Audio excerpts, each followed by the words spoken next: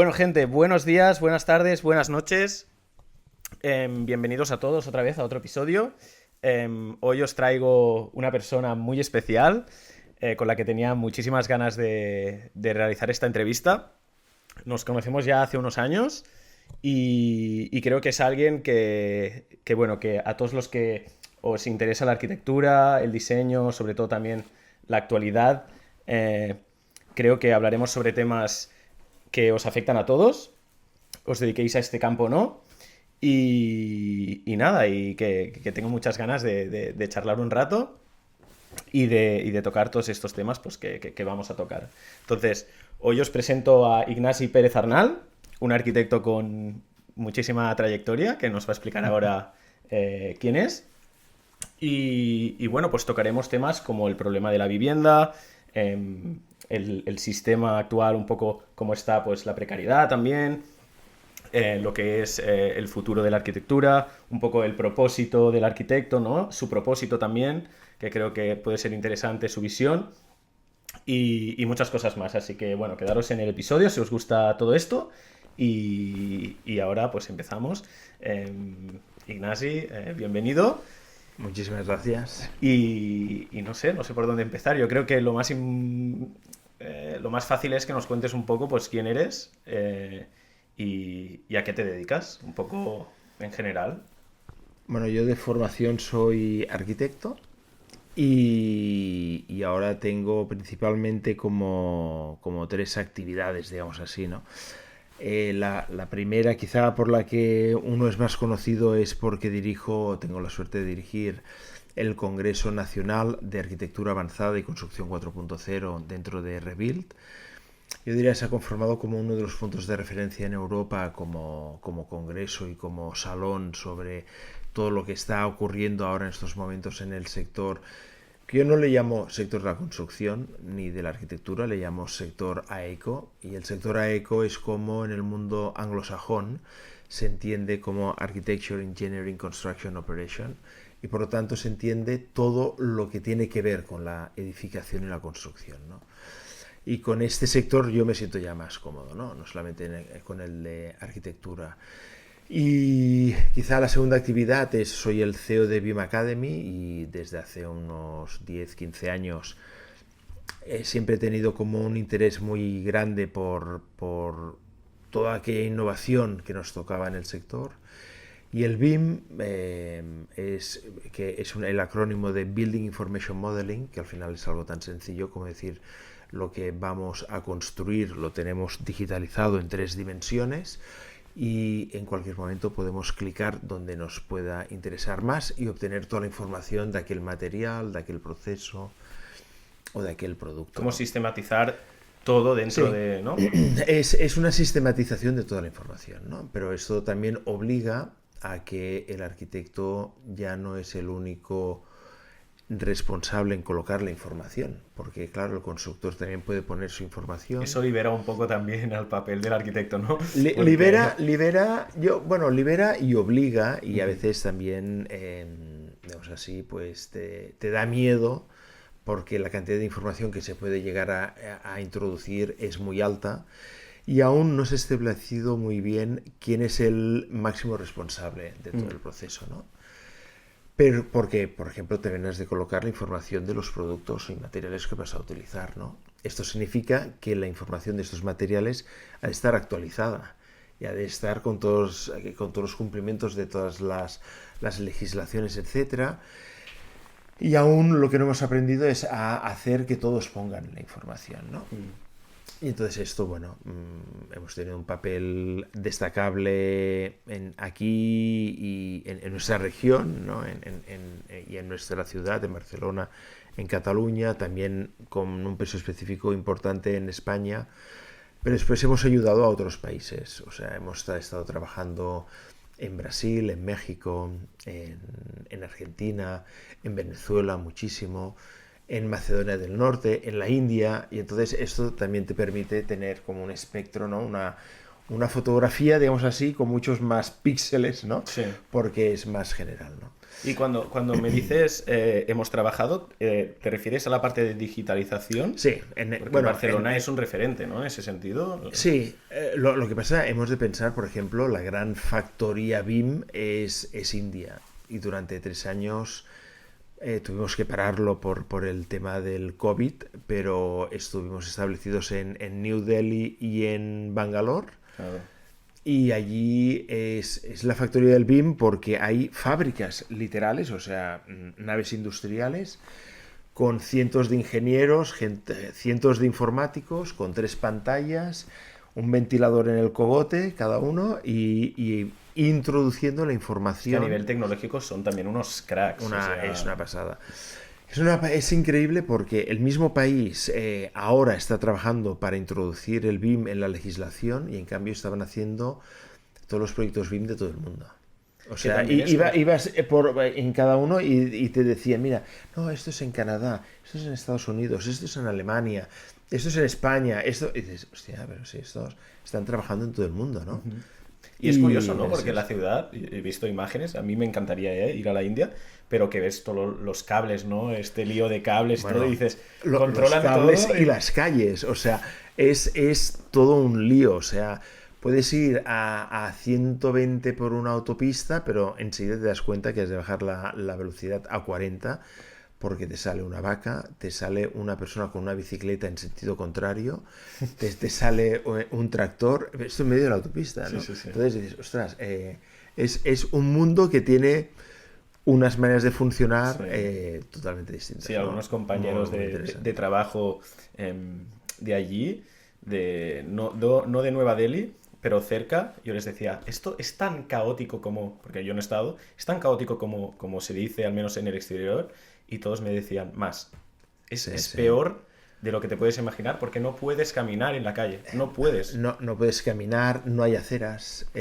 son cosas que llaman mucho la atención, ¿no? Todo está lleno de agujeros, cuando vas en coche, pero es que además te encuentras un edificio con un restaurante de lujo y al lado la peor casa de Bangladesh y al otro lado unos grandes almacenes y al otro lado una escuela de niños y al otro... No, es una manera de urbanizar que es muy, muy distinta a la que nosotros tenemos, ¿no? También es curioso, es incluso paradójico, ¿no? Porque aquí piensas en el urbanismo europeo incluso y es como muy sectorizado, ¿no? O sea, es como, tienes la mina, pongamos. Sí. Todo el mundo sabe que la mina tiene la historia que tiene. Sí. Es un área... Es un área, ¿no? Restringida, como el que dice. No restringida, pero todo el mundo sabe que puedes tener algún problema. Allí, por lo que dices, es como todo el mundo con todo el mundo y todo convive como más... Sí, allí puedes tener problemas en cualquier sitio y también puedes estar seguro en cualquier sitio. O sea, es muy, muy especial, ¿no? Aprendes muchísimo y aprendes también a ver y a leer la gente de una forma distinta, ¿no? Pero aquello que nosotros tenemos pensado de que, por ejemplo, una escalera, todos los escalones han de ser iguales... Pues allí esto no existe. O sea, son cosas que te llaman mucho la atención, ¿no? Y después tienen un palacio como Taj Mahal, que es una joya, ¿no? Es una de las 7 maravillas del mundo, yo creo, ¿no? O sea, es muy interesante en este sentido, ¿no? Y después quizá la tercera pata, digamos así, en estos momentos, es una startup industrial que acabamos de lanzar el año pasado, y que quiere intentar no solventar, que es muy pero ambiciosa. Sí, es muy ambiciosa. En detalle, todo el mundo lo dice, pero bueno, al final todos los proyectos de este tipo ahora yo creo que todos los proyectos han de ser ambiciosos, ¿no? Sí. En este momento hay la capacidad, la conectividad suficiente para que aquello que te propongas lo puedas hacer a escala global. Totalmente. Y antes era a escala local, ¿no? Y entonces dices, ostras, pues si quieres hacer algo, hay... Mejor pensar en global que en local ya, ¿no? Es como... y yo creo, añadiendo una característica más, que es crear impacto, ¿no? Cuando haces aquello que estás con consultores, ¿no? Bueno, para clarificar la idea, ir mirando los objetivos, etcétera, ¿no? Y siempre hay la pregunta que te la hacen 300.000 veces, ¿no? ¿Y cuál es el objetivo? ¿Y cuál es el objetivo, no? Como cuál es el objetivo y lo que surja, ¿no? Pues si lo quieres desarrollar muchísimo más, ¿no? Y tener muy claro este objetivo, ¿no? El objetivo para mí es muy claro porque es generar impacto. Porque cuando alguien viene, y después podemos hablarlo más y puede ser interesante, pero cuando alguien viene de un bagaje de la sostenibilidad y de la innovación, pues lo que quieres hacer es, ostras, que lo malo que se está haciendo en estos momentos, pues intentar evitarlo. Y para evitarlo has de generar un impacto, y para tener impacto has de tener un volumen, ¿no? Pues y ser transgresor también, ¿no? Y quizás ir en contra de bueno, los que te dicen, es arriesgado, Esto siempre, por mala fortuna, yo creo, más que por buena fortuna, siempre me ha pasado, ¿no? El hecho de que hay el ITEC, el Instituto Tecnológico de la Construcción, repartió unas bolsas en una última feria muy interesantes, porque si no te llaman loco, no estás innovando, ¿no? Entonces dices, ostras. Entonces la llevo con mucho orgullo, ¿no? Porque es aquello, dices, estás loco, esto no vas a hacer y tal. Entonces, bueno, pero tienes esta intención y ahora cuando lees informes de índole mundial, sobre temas de startuperos y de gente que está lanzando nuevas ideas, y hay igual que hay las fintech del tema financiero, o el insurance tech del mundo de los seguros, o de cualquiera, ¿no? De estas acepciones, hay una que se llama Impact Tech, y dije, ostras, esta es la mía, son startups que van a generar impacto. La otra cosa es decir, mira, yo ofrezco un servicio y haces muchos servicios de estos y te puedes hacer multimillonario, ¿no? Pero quizá no creas un impacto en tu sector, ¿no? Y nosotros sumamos a este Impact Tech otros techs que son Green Tech, que sería la parte de sostenibilidad, y la parte de Contech, que son tecnologías de la construcción, ¿no? Entonces, claro, es Impact Tech, Green Tech, Contech, y entonces hay un último punto que es el Prop Tech, que sería el mundo del real estate, del mundo de inmobiliario, ¿no? Al final, como eres arquitecto, lo que quieres hacer es viviendas lo mejor posible, las máximas posibles, lo más asequibles para, ¿no? Aquello le llaman affordable, ¿no? Es como la posibilidad de amortizar esto, o sea, que puedas comprarte viviendas. Que además ahora es una oportunidad también.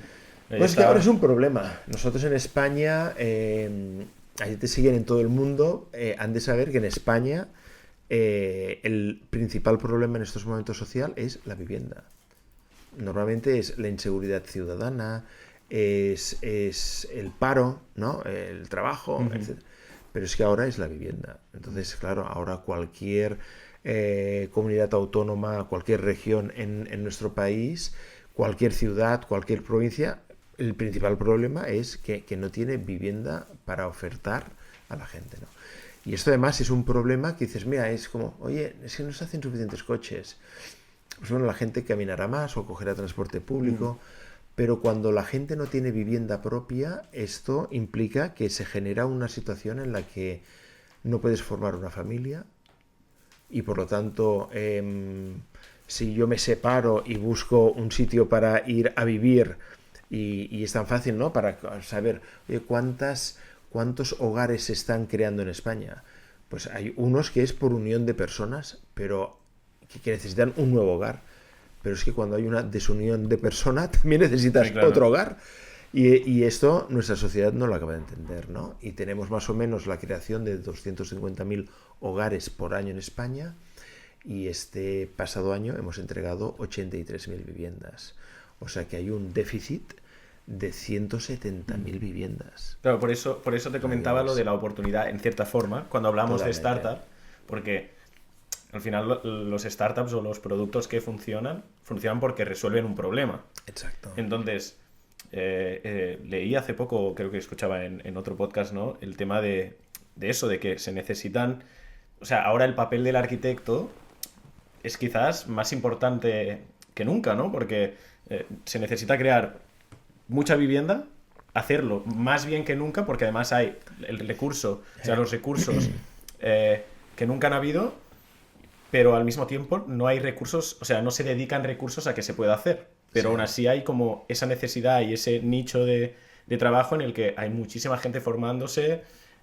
A mí en el futuro, por ejemplo, también me encantaría poder, eh, no solo por el placer individual, ¿no? De seguir tu pasión, sino por la parte del impacto. Yo, no sé si mi propósito, pero una de las ilusiones de mi vida es poder crear hogares para la gente que los disfrute y que sean hogares sanos y no sean zulos, ¿no?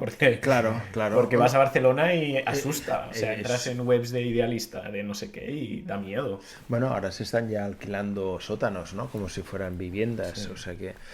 No, este es un tema que como propósito yo creo que es necesario para un arquitecto, para un diseñador, para un ingeniero, un promotor, un constructor, y que lo hemos de hacer de una manera digamos así, con un estilo y con unas características que estamos en el siglo XXI, ¿no? Entonces, aquí el hecho de estar en el siglo XXI yo creo que nos obliga a crear unas soluciones que no sean las típicas, ¿no?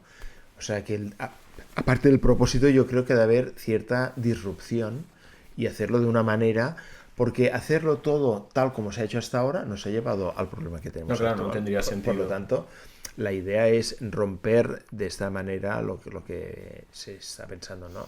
Hay una frase hay muchas frases muy interesantes, pero hay una de Henry Ford, que es el creador del Forte, la primera cadena de producción en serie, etcétera, etcétera, pero que él decía que a él la gente no le pedía automóviles, lo que le pedían eran caballos que corrieran más rápido, Ujú. ¿no? Y entonces dice, Qué buena ostras, frase, qué buena frase. o sea Sí, que sí. no había la necesidad del automóvil, sino que había la necesidad de un transporte más rápido, ¿no?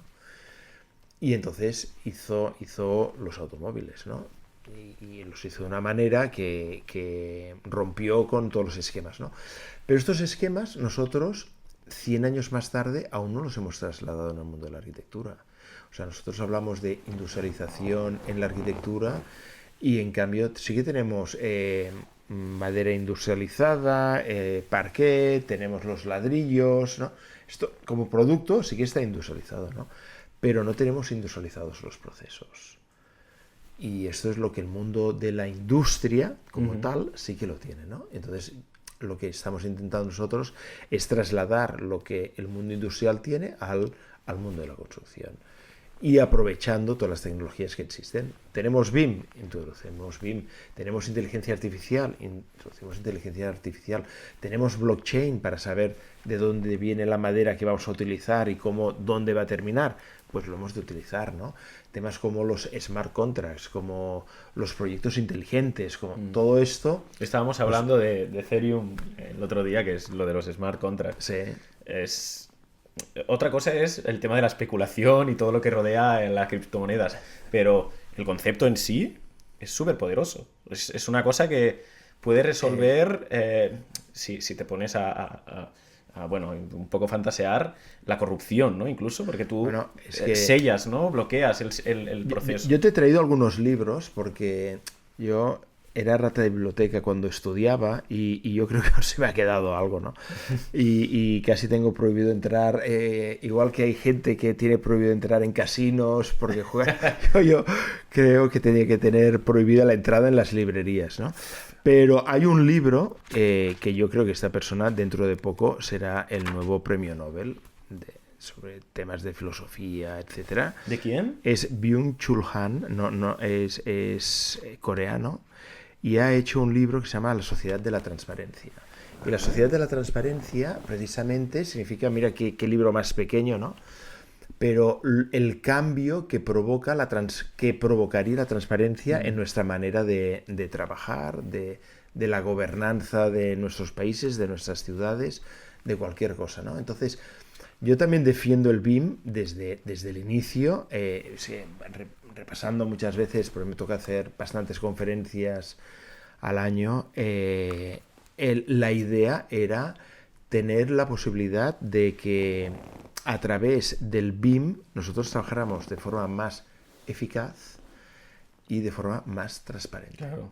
Entonces, claro, aparece un libro, se llama La Sociedad de Transparencia, con toda la problemática que supone la transparencia. Pero es algo que también nos pasa en el mundo de la construcción. O sea, en el mundo de la construcción es junto con el de la prostitución, fíjate, el más corrupto de todos, ¿no? Donde el dinero negro siempre ha aflorado, No, claro, grandes fortunas se han creado, ¿no? Y donde, ostras, dices, ostras, y esto es haciendo viviendas, ¿no? Los Entonces, pelotazos, ¿no? Urbanísticos, los pelotazos como se dice. urbanísticos, Revalorización del suelo, todas estas cosas ¿no? que... Y la manera también de pagar a todos los proveedores, el mundo de la subcontratación, ¿no? En España se ha descubierto hasta 8 subcontratas en una obra. Significa que a mí me dan algo por 100.000 euros y lo subcontrato a otra persona que se gana su vida, ¿no? Por 90.000. Pues así 8 veces. Dices, o sea, el octavo que debería ganar algo. Entonces, ¿qué es lo que está construyendo? Está construyendo algo valorado en 100.000, ¿no? Por 8 nada. veces dividido por eso, ¿no? Entonces, esto en los otros sectores puede darse, pero no es de la forma en que se da en nuestro sector, ¿no? Y entonces también implica romper con esta manera de entender el trabajo, ¿no? Un smart contract. Nosotros tenemos constructoras y lo digo con todo el cariño del mundo, porque hay constructoras que lo hacen perfectamente, pero muchas veces llegan a provocar el cierre de empresas, ¿no? Entonces dices, ostras, pues, ¿por qué llegas a cerrar, a hacer que cierre un proveedor tuyo? Eso en el sector de la automoción. ¿Y por qué lo hacen? O sea, Bueno, porque es el tema de apretar tanto, ¿no? O sea, en el mundo de la construcción, hasta ahora y aún ahora, hay pagos a 360 días. Esto significa que has de aguantar financieramente tu trabajo durante un año, ¿no? Hay una ley que es la ley del pago a 30 días. Y cuando concursas en algún proyecto público o de investigación o así, te dicen, si vas con una constructora, nosotros nos toca bastante con la startup que tenemos, hemos de encontrar una constructora que pague a 30 días. Y es complicado encontrarla. Entonces dices, ostras, quiere decir que es complicado encontrar una empresa que cumpla con la ley de esto, ¿no? Nosotros, en cambio, con esto, los smart contracts, lo que querríamos hacer es blindas, ¿no? Blindas el pago. Bueno, blindas el pago. Es que nos interesa pagar lo antes posible.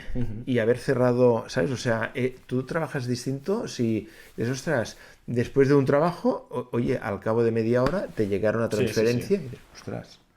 Pues y que además... yo quiero volver a trabajar con esta persona, ¿no? Sí. Si te dicen, no, mira, dentro de 3 meses te diremos cuándo te vamos a pagar. Dices, pues no tienes... O no te pagan de repente, porque también puede pasar. No, que si hemos quebrado, ¿cuánta gente va detrás de esa empresa, no? En cambio, los smart contract al final es como que blindan en ese sentido todo esto. Es una manera de funcionar que yo creo en la sociedad de transparencia hablan, ¿no? O sea, que esta corrupción del pago ya no existiría, ¿no? Y por lo tanto, pues, no ha de realmente...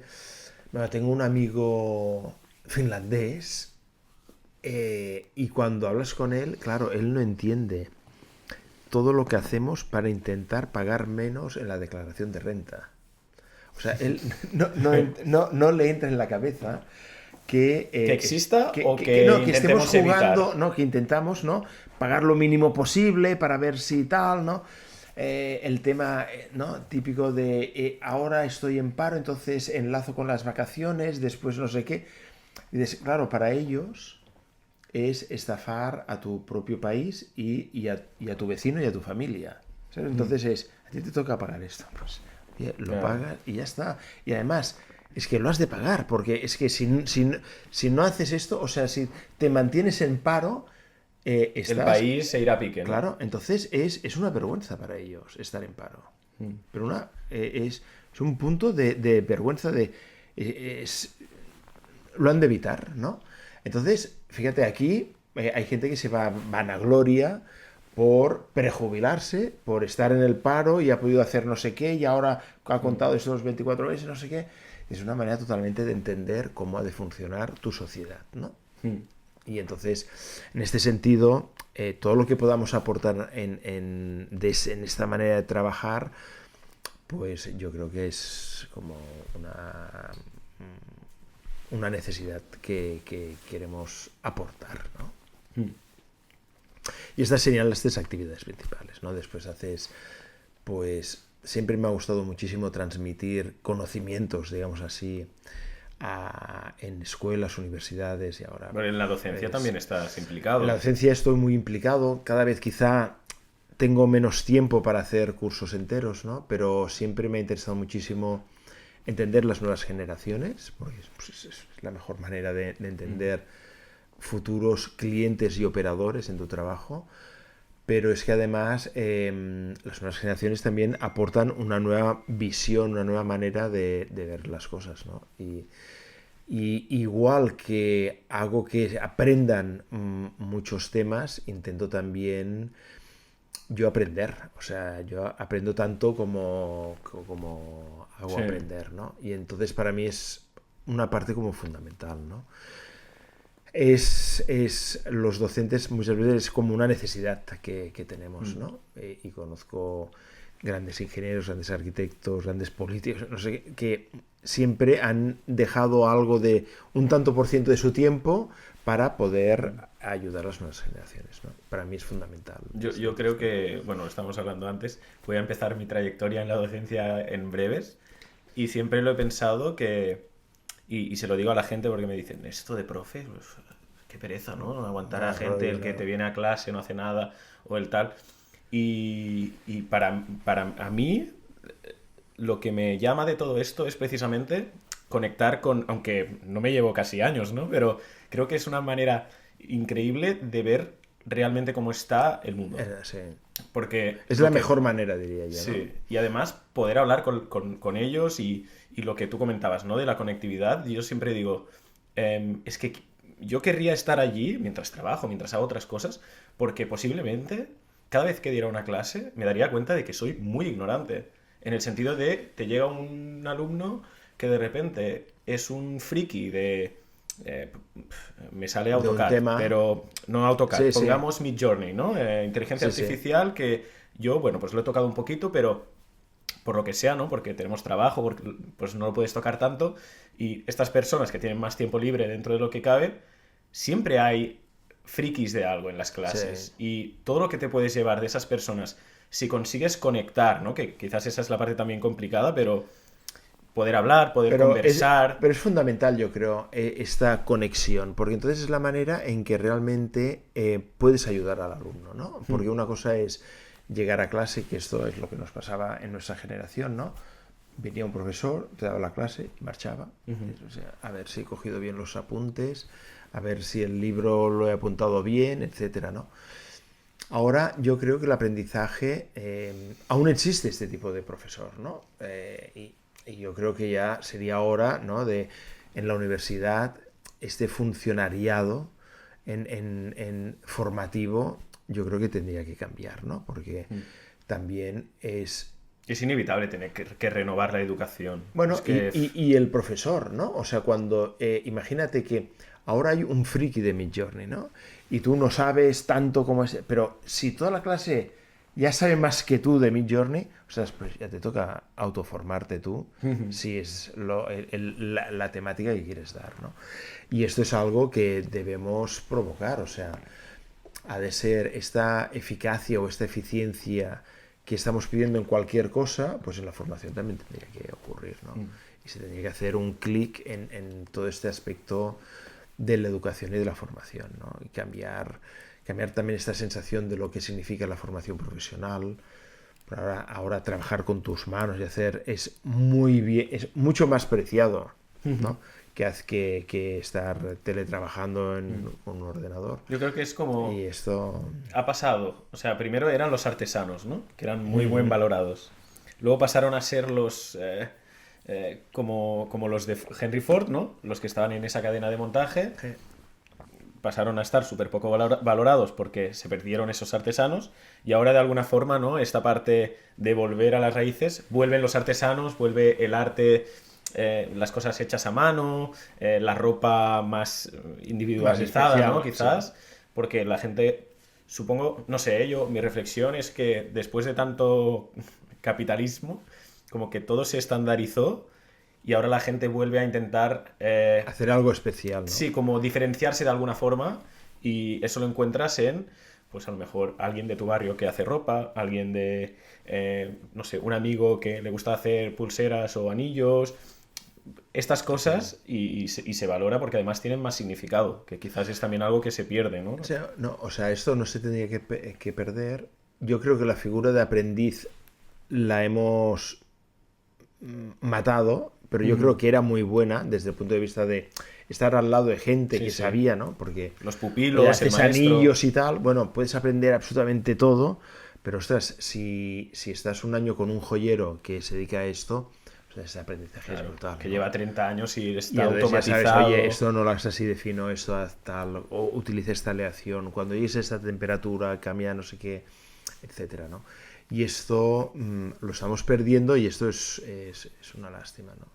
Y la formación, igual que está evolucionando todo, pues también tenemos ya que pensar en una educación y una formación del siglo XXI, ¿no? Porque ya que hemos llegado a este tema, que a mí en el podcast, en otros episodios, lo hemos tratado con Ana. ¿Cómo ves el sistema educativo actualmente? O sea, ¿cómo lo percibes? ¿Crees que hay alguna cosa que dirías, no me... Hombre, yo soy muy crítico con el sistema educativo en estos momentos, ¿no? Ok. Porque el primer punto que ahora toca, uno es el papel de todo el hardware que tenemos, ¿no? Antes teníamos papel y lápiz, ¿no? Papel y bolígrafo. Ahora tenemos ordenadores, pero el ordenador, cuando lo tienes encendido, si es para la asignatura es perfecto, si no es para la asignatura no es tan perfecto. Y la utilización del móvil dentro de clase yo creo que no distrae mucho más que ayuda. Entonces, hemos creado una necesidad de estar casi cada 10 minutos, ¿no? Ahí cuando cuentas a veces el tiempo que has estado con el ordenador y la cantidad de entradas que has hecho, o sea, o de interacciones. Y el otro día lo miré y estás 4 horas con el móvil y 1500 interacciones. Ostras, ¿te has podido realmente concentrar en alguna cosa? Pues es bastante complicado, ¿no? Bueno, es como el TikTok, ¿no? O sea, tienes vídeos de 6 segundos que a mí ahora me aparece hace poco y me di cuenta porque lo vi también o lo leí o vi en algún sitio o lo vi en un mismo TikTok, que lo que están haciendo ya, o sea, se está llegando al punto en el que tú, imaginemos luego cuando montemos el vídeo, ¿no? Yo monto un reel o un TikTok con algo que tú has dicho, pero lo que hacen, porque la gente no se puede concentrar en una sola cosa a la vez, te ponen ese extracto, es decir, yo explicando esto, y de fondo ponen una música que casi que se escucha más que mi voz, es decir, tú estás escuchando un caos increíble, pero encima del vídeo además te ponen una animación de algo que no tiene nada que ver, entonces la persona que está viendo el vídeo está viendo a mí explicar una cosa, una musiquita Hacer sonando, subtítulos, no sé. y Esto además es funciona. O sea, sí. Bueno, y la gente se está horas. Horas, así, ¿no? Pero, claro, la pregunta es, si es una diversión, es un tema, ¿no? Pero ¿qué has aprendido de todo esto al final, ¿no? O en qué te ha entretenido esto, pues es la dificultad, ¿no? Yo creo que también, no sé, en mis clases yo traigo muchos libros, intento también acercar al alumno a la idea de tener ciertos referentes, personas a quien seguir, ¿no? Y si ya disponen de LinkedIn, les digo, abrid el LinkedIn, vamos a seguir estas personas porque son referentes en estos temas, los tenéis que seguir, igual que sigues a un TikToker. claro, ¿sabes? sí. Y entonces para mí esto es como fundamental, ¿no? Pero la formación yo creo que ahora toca rehacerla totalmente. Han cambiado todas las reglas de juego y estamos jugando al mismo deporte que cuando yo estaba estudiando hace 40 años. Pues esto no tiene sentido. Bueno, ya lo dicen, ¿no? Que ha cambiado todo el mundo, o sea, todo ha podido cambiar hasta el universo entero, que las aulas siguen siendo iguales. Claro, las aulas son iguales, la pizarra es la misma, el profesor es el mismo y los estudiantes tienen ahora una sobredosis de información Que yo creo que lo importante es cuando tú decías, bueno, el friki tal. Yo creo que ahora la función del profesor es identificar en qué eres friki. En qué eres friki, totalmente. Y ayudarte al 100% para que seas aún más friki sobre aquello, Total, ¿no? total. Y yo darte toda aquella información que tengo para ayudarte a canalizar este interés que tú Y potenciarlo, tienes, ¿no? Claro, porque normalmente intentamos, o sea, el otro día en una tertulia que hacemos cada primer jueves en el Café de la Ópera, delante del liceo, ¿no? Hay una agrupación que se llamaba de los jóvenes arquitectos de Cataluña, han pasado 30 años y ahora somos los arquitectos seniors de Cataluña. Y hacemos unas tertulias, que a veces viene mucha gente, a veces menos, pero hubo una persona que dijo una cosa muy interesante, pues estábamos analizando si estamos mejor que hace 30 años, que cuando se creó esta agrupación de jóvenes arquitectos, ¿no? Y dijeron que la frase era de Frank Lloyd Wright, que es uno de los grandes tótems de la arquitectura en Estados Unidos y considerado como uno de los maestros de la arquitectura. Y decía que la gente en lo que se pone de acuerdo es en la mediocridad. ¿No? O sea que... La cultura de la mediocridad, ¿no? En vez de decir, no, ojalá nos pusiéramos de acuerdo en algo que es mejor, ¿no? Que está 2 o 3 escalones más arriba que la mediocridad, ¿no? Pero, claro, ponerse de acuerdo en la mediocridad, ostras, perdemos muchísima información por el camino, ¿no? Y muchísimo talento. ¿Y a qué os referíais exactamente con esto? O sea, a que no se aspira tanto... En si había mejor arquitectura ahora o no, si Barcelona era mejor ciudad o no, si la escuela, es un debate la escuela de importante, arquitectura era mejor o no, si el colegio de arquitectos, que es la asociación de arquitectos, estaba mejor que hace 30 años, si las calles de Barcelona eran mejores que hace 30 años. Entonces dices, ostras, había gente con mucha generosidad que decía, bueno, tal, pero cuando me tocó hablar, yo dije, no, o sea, no estamos mejor que hace 30 años. Y hemos perdido una oportunidad, porque podríamos haber hecho de nuestra ciudad algo mucho más potente, de nuestra escuela hacer algo mucho más potente. Con el boom de las Olimpiadas y todo, ahí había y de nuestro organismo, el Colegio de Arquitectos, pues antes hacían magníficas exposiciones, se invitaban arquitectos de todo el mundo, etcétera. Y se ha perdido este interés, ¿no? Ahora, quizá también por esta hiperconectividad, pues bueno, puedes ver como a todo el mundo. Está más fácil, ¿no? Pero esta facilidad, ¿no? Como en lo que nos ponemos de acuerdo es la mediocridad, significa que no invitas a gente que está pensando de una forma mucho mejor, bueno, mejor o distinta, ¿no? Cada uno puede equipararlo como quiera, ¿no? Pero falta este contacto real con estos referentes, ¿no? Y esto yo creo que es, cuando te preguntabas, o sea, ¿cómo está la formación? Pues yo creo que peor. Y no peor porque es aquello que cuando yo iba a la universidad el profesor ya decía, es que antes los alumnos erais más... Sí, no es la nostalgia esta de miro atrás y lo veo mejor. No es porque es que ahora tenemos miles de tecnologías, la inteligencia artificial, ¿no? ¿Cómo utilizarla en estos momentos? Pues ostras, abre un camino brutal. ¿Y cómo vamos a hacer arquitectura? ¿Cómo vamos a diseñar? ¿Cómo vamos a pensar ahora, ¿no? ¿Cómo vamos a trabajar? Pues, ostras, esto es algo que ya se tendría que estar comentando y tener grupos de trabajo y de pensamiento para decir, oye, el próximo año la inteligencia artificial cómo se coloca, el próximo año el ordenador cómo se ha de trabajar, el próximo año cómo el móvil se ha de utilizar, y ir haciendo así, ¿no? O sea, ahora va bien tener papel y lápiz en la escuela, ¿no? Cuando dices, oye, yo pregunto y para poner conceptos y tal, y aún utilizo papel y escríbelo en el papel, ¿no? Y déjalo.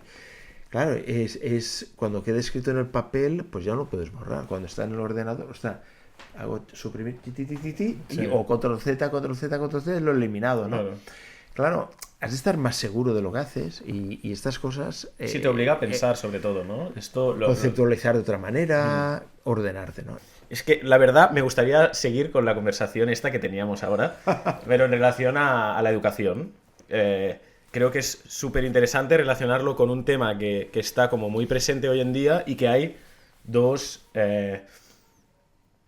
extremos en la sociedad que piensan de una manera o de otra, que es el tema de la meritocracia, ¿no?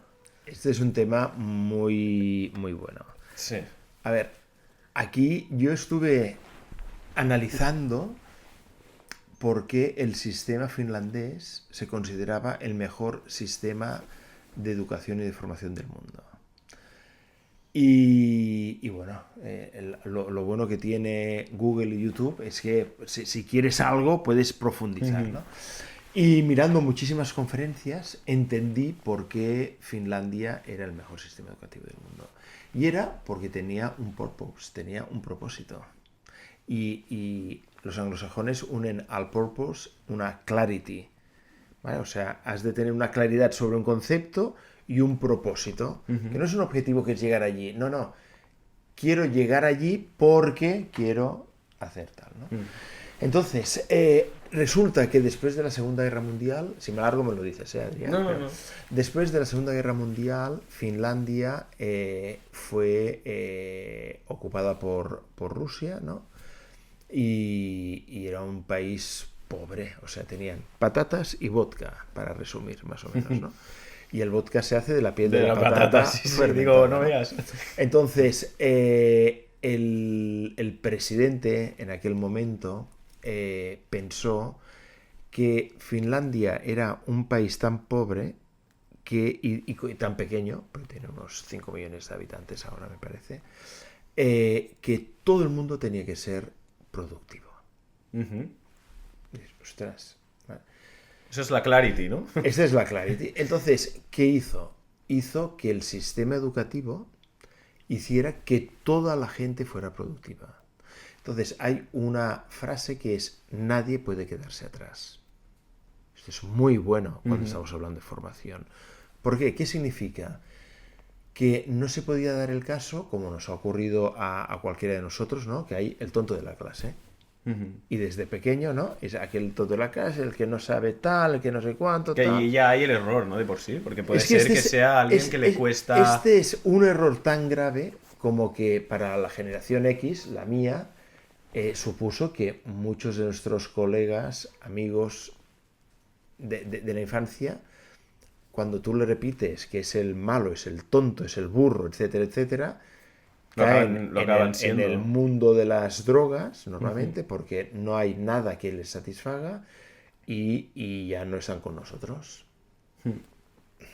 Desafortunadamente. O sea, el sistema ha hecho que cuando no eres como los demás, esta persona queda fuera del sistema. Es un paria, ¿no? Finlandia dijo: esto no nos puede pasar, no podemos tener nadie que no esté trabajando y esté produciendo, ¿no? Pero somos pocos, tenemos pocos recursos, tíos, concentrémonos. Entonces, ¿qué coge? Decisión número 1. Va a ser profesor los mejores de nuestra sociedad. Por lo tanto, si no eras gente de sobresaliente y 10 en tu universidad, en tu carrera, no puedes ser profesor. No puedes ser profesor. ¿Y por qué esto? Porque es la manera de que no puede haber gente mala formando. Han de ser los mejores. O sea, el concepto es no dejar nadie atrás para que todo el mundo sea productivo. Entonces, ¿cómo lo hacen? Pues los niños tienen comprobado que necesitan, cuando son pequeños, un entorno doméstico más que ir a una escuela. Entonces, hasta los 6 años, los niños no van a la escuela, sino que van a la casa del profesor para tener un ámbito doméstico. Qué fuerte. Pero ¿cuánta gente va? O sea, ¿de cuántos niños hablamos en la casa? Pues de todos los... Pues quizá puedes tener 6 niños o 12 niños, no sé. Ha de ser una cosa de este tipo, ¿no? Después de este tramo, digamos, empieza ya otro tipo de formación, más por proyectos, más por otra manera de trabajar, ¿no? Pero lo interesante es que no hay exámenes, porque no se puede crear esta sensación de tú eres el tonto o tú eres el burro y tú te quedas apartado y tú te quedas castigado, sino que el profesor ha de hacer que nadie se quede atrás. Por lo tanto, hay los que tienen más dificultades, tienen una atención más preferente del profesor para que todos puedan se puedan eso. desarrollar, ¿no? Y a partir de la adolescencia es cuando empiezan a hacer evaluaciones. Entonces, claro, ¿qué hacen? Pues que todo el mundo está con una dedicación y con una manera de trabajar dentro de la escuela y tal, inaudita para Y nosotros, posiblemente ¿no? la infancia la han disfrutado de una forma brutal, ¿no? Bueno, nadie ha quedado tipificado. Porque ni el bueno ha quedado como bueno, ni el malo ha quedado como el malo. Y a nivel social, a lo mejor ahí estoy entrando a pedir demasiado de datos, ¿eh? Pero ¿cómo están a nivel de educación, de estadísticas? A ¿Van nivel bien? de formación es el país más culto y más bien formado que existe. Entonces hay cierta lacra, hay un problema que pasa en todos los países nórdicos, que es el de la alcoholemia, ¿no? Y este es un tema para, ¿Y ahí para, está para presente? analizar, ¿no? Bueno, está presente, es un problema también de cantidad de horas de luz solar que tienes, ¿no? En Suecia, dentro de la seguridad social, entran tratamientos de luz solar, del que te estás en un sitio y hay una serie de De la pantallas, vitamina E, ¿no? la vitamina E, la D, etcétera, para poder generar todos unos mecanismos para esto, ¿no? Y entonces, claro, también Noruega tiene el índice más alto de suicidio. Entonces, ostras, ¿por qué? Pues bueno, también las condiciones climáticas son Sí. No me lo imagino, superadversas, yo no ¿no? sería capaz. Pero bueno, 6 meses de noche prácticamente. y que la noche es mediodía, Sí, ¿no? sí, Y sí. de día es medianoche. Entonces, bueno, es otra manera de vivir, ¿no? Pero yo siempre me he preguntado cómo los inuits, los esquimales, ¿no? Pueden sobrevivir en las condiciones, ¿no? O sea, descubrí, por ejemplo, que tienen 18 palabras para describir el blanco de la nieve. Claro. Claro, Al final es su tu entorno, ¿no? Es su ¿no? entorno. Y esas 18 palabras para el blanco, ¿no? Cuando hay en Polinesia o así, es súper interesante, ¿no? No hay números. Esto quiere decir que no les interesa. Si tienes La cantidad no les interesa. 4 cabras o 14 cabras, tú tienes cabras o no tienes. O sea, son maneras de entender tu entorno de forma distinta, ¿no? Claro. Yo creo que esto es lo rico, ¿no? Y cuando estamos hablando de formación, yo creo que también lo que es interesante es que los alumnos aprendan entre ellos, ¿no? Que cada uno tiene su cultura y esto puede ser súper rico, tener esta información de cómo es tu cultura, la mía, la de él, la de ella, etcétera, ¿no? Sí, esto a nivel de estudios, a mí yo creo que es de lo que más me ha aportado. De haber estudiado fuera, he hecho un máster en el extranjero y conocer a gente de Asia, gente de la India, claro. de, ¿cómo se dice? De Turquía, ¿no?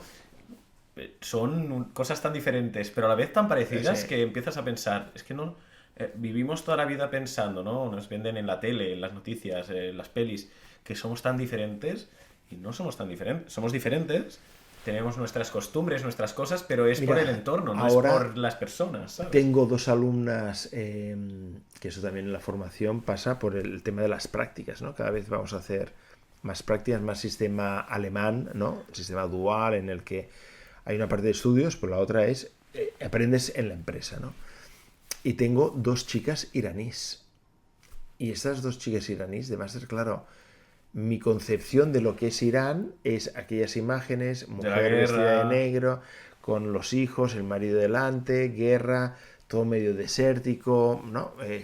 Y ahora está súper... Y ha ido... Irán resulta que es un país que tiene 90 millones de habitantes, en el que me explicaron que la mitad de la población universitaria son mujeres, todo el mundo se está formando, y claro, vivimos mucho de las imágenes, ¿no? Sobre esto he traído un libro que es Pensar rápido, pensar despacio, de Daniel Kahneman. Este es premio Nobel de Economía y es psicólogo. Y es súper interesante porque él dice que hay dos sistemas para pensar, ¿no? Uno que es intuitivo, ¿no? Que haces las cosas sin pensar, y otras que es que cuando te dan, ¿no? Te dicen, oye, ¿cuánto es 17 por 24? Y dices, ostras, ahora me he de concentrar y hacer la multiplicación, ¿no? Pero ahora estamos hablando, no sé, tal, y no estamos concentrados en esto, ¿no? Y este pensar más rápido, más despacio, pensar de una manera, pensar de otra, significa que muchas veces caemos en temas preconcebidos. Sí, prejuicios, ¿no? Automáticamente. Cuando tenemos que estar como analizando, ¿no? Y a veces estamos analizando cosas que no serían necesarias analizar, ¿no?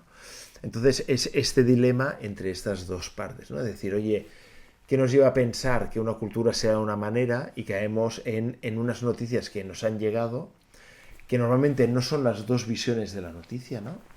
Y en esto hay una película de Clint Eastwood buenísima, que en realidad son dos películas, que es y cuando se conquistó el Iwo Jima, aquella imagen tan potente de unos soldados con la bandera, ¿no? la bandera estadounidense, ¿no?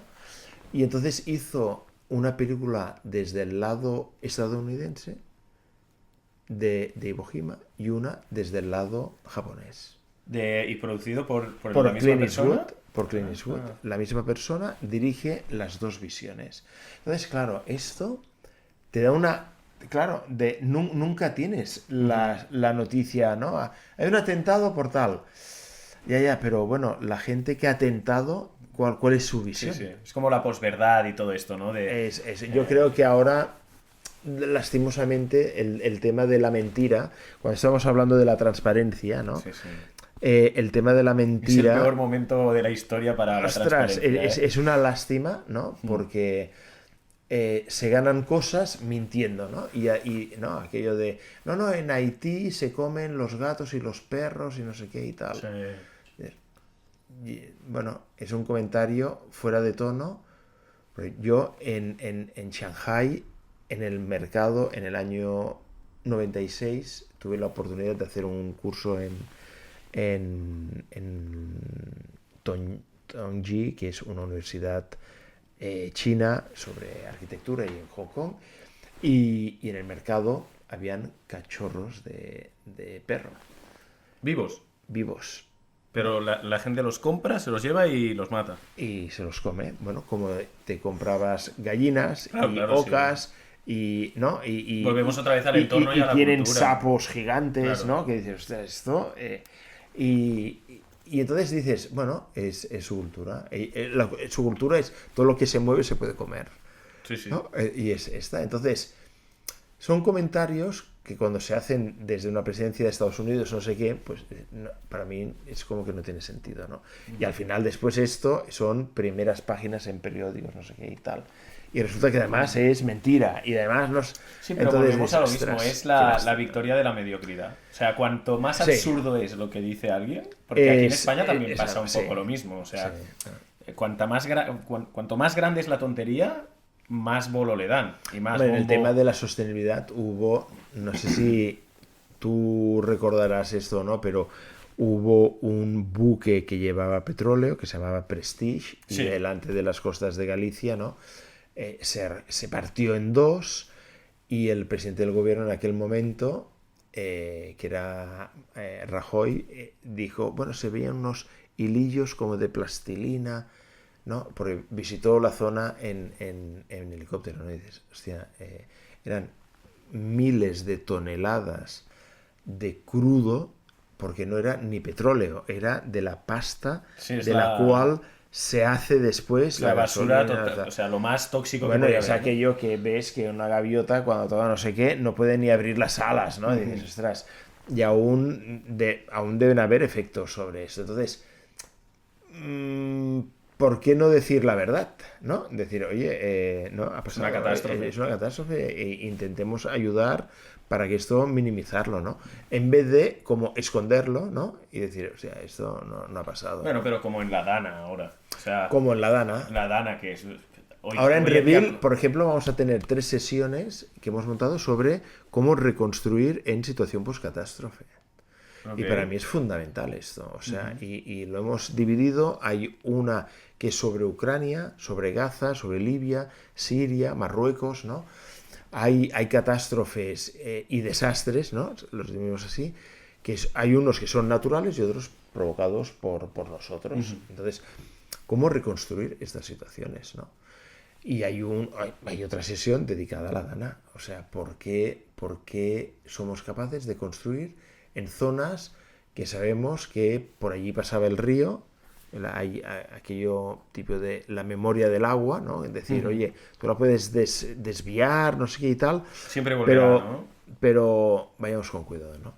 Y entonces pasa esto y además resulta que tampoco se da como una respuesta rápida, concreta. Entonces, es lo peor, ¿no? Que esto, por ejemplo, los americanos lo hacen muy bien, ¿no? Que cuando hay un atentado en no sé dónde, pues el alcalde ya lo ves en mangas de camisa, se quita la corbata, un chaleco de seguridad y oye, al frente y allí intentando pues dar la cara, ¿no?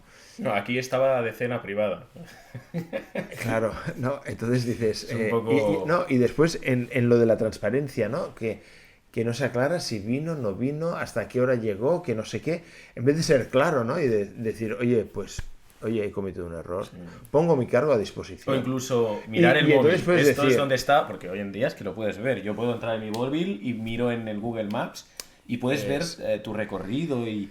es una tontería estas cosas, ¿no? Entonces ver que la persona que está liderando, ¿no? Puede ser alcalde, o puede ser el jefe, el presidente de la escalera, o puede ser Sí, el sí. jefe de gobierno, ¿no? En el momento clave No está. no lo tiene como prioridad, pues entonces también te da como una idea, ¿no? De lo que es, ¿no? Pero bueno, es mejor no entrar en política, Sí, sino sí. en cosas más productivas, Si ¿no? no, mira, ahora que hemos tocado, yo creo, un pupurri de muchas cosas que teníamos además todas aquí apuntadas, yo haría un poco hincapié, que me parece muy interesante, dentro de la parte de la divulgación, la investigación y demás, em, que nos expliques un poco más, no sé si de dónde viene este interés, porque ya lo hemos estado explicando, pero ¿qué es lo que hacéis en Reveal, por ejemplo, como en más detalle, ¿no? Porque hemos dicho que es un poco la actualidad, pero ¿qué cosas nos puedes contar o crees que les puede interesar a los Ajá. oyentes sobre esto y sobre... ¿cómo se dice? Mm, Bueno, bueno, intento ayudarte, sí. porque mira, yo Reveal viene... ¿por qué Reveal está cogiendo esta potencia, digamos así? Viene desde hace muchos años, porque también era a partir de una catástrofe. El 26 de diciembre del 2004 Vale. O sea, vamos a decidí, empezar explicando qué es Reveal, ¿no? ¿Entiendo? bueno, antes, ¿no? Porque Vale. 2004 es hace 20 años, ¿no? 21 años. Es un tema en el que, y lo relaciono con el tema de postcatástrofe, ¿no? Ese día, 26 de diciembre del 2004, hay el tsunami. Y el tsunami me coge en una comida con mi familia, ¿no? Y los niños encienden la televisión y me chocó mucho porque vi las primeras imágenes del tsunami, ¿no? Desolador. Y dices, en ese momento, el primer día, se pensaba que habían muerto 2.400 personas. Al final fue 250.000 de personas, 254.000 personas murieron en 5 países distintos, ¿no? Entonces yo pensé, ostras, como arquitecto, ostras, vamos, de alguna manera yo tendría que estar en Sri Lanka en 3 días El impacto, ¿no? después, ¿no? Que Es hablábamos. decir, o sea, soy arquitecto, pues, mi función cuál es dar refugio a las personas, ¿no? Este sería como el juramento de Hipócrates que un arquitecto yo creo que debería tener, ¿no? Que igual que el médico pues es salvar vidas, pues nosotros proveer de refugio. Entonces hice distintas consultas. Mi madre trabajaba en ACNUR en ese momento, en Cruz Roja Internacional, y me dijo que no habían arquitectos en la organización. Mi hermano había hecho un operativo en Sud Sudán con Intermon Oxfam y pregunté si tenía arquitectos y tampoco. Y pregunté, tenemos la suerte de tener una oficina mundial de Médicos Sin Fronteras en Barcelona y un amigo trabajaba allí y pregunté, oye, ¿puedo ir como arquitecto? Y todas las respuestas eran que el arquitecto era inútil en ese, ¿no? En una El situación de técnico, ¿no? postcatástrofe, ¿no? Y entonces lo que llevaban eran operativos, que eran médicos, oftalmólogos, traumatólogos, no sé qué, para ayudar en situación de emergencia, ¿no? Y me quedé un poco como frustrado, porque dices, ostras, no puedo hacer mi labor de arquitecto, y entonces pasé a autodenominarme ex arquitecto. Y entonces la gente, cuando en una conferencia dices, no, yo soy ex arquitecto, pues la gente sonríe, un poco, mira, un ex arquitecto, a ver, ¿qué nos cuenta? Y dices, y mucha gente dice, no puede ser ex arquitecto porque es lo que has estudiado. Y digo, bueno, es como ex boxeador, ¿no? Has estado boxeando y después ya no estás boxeando.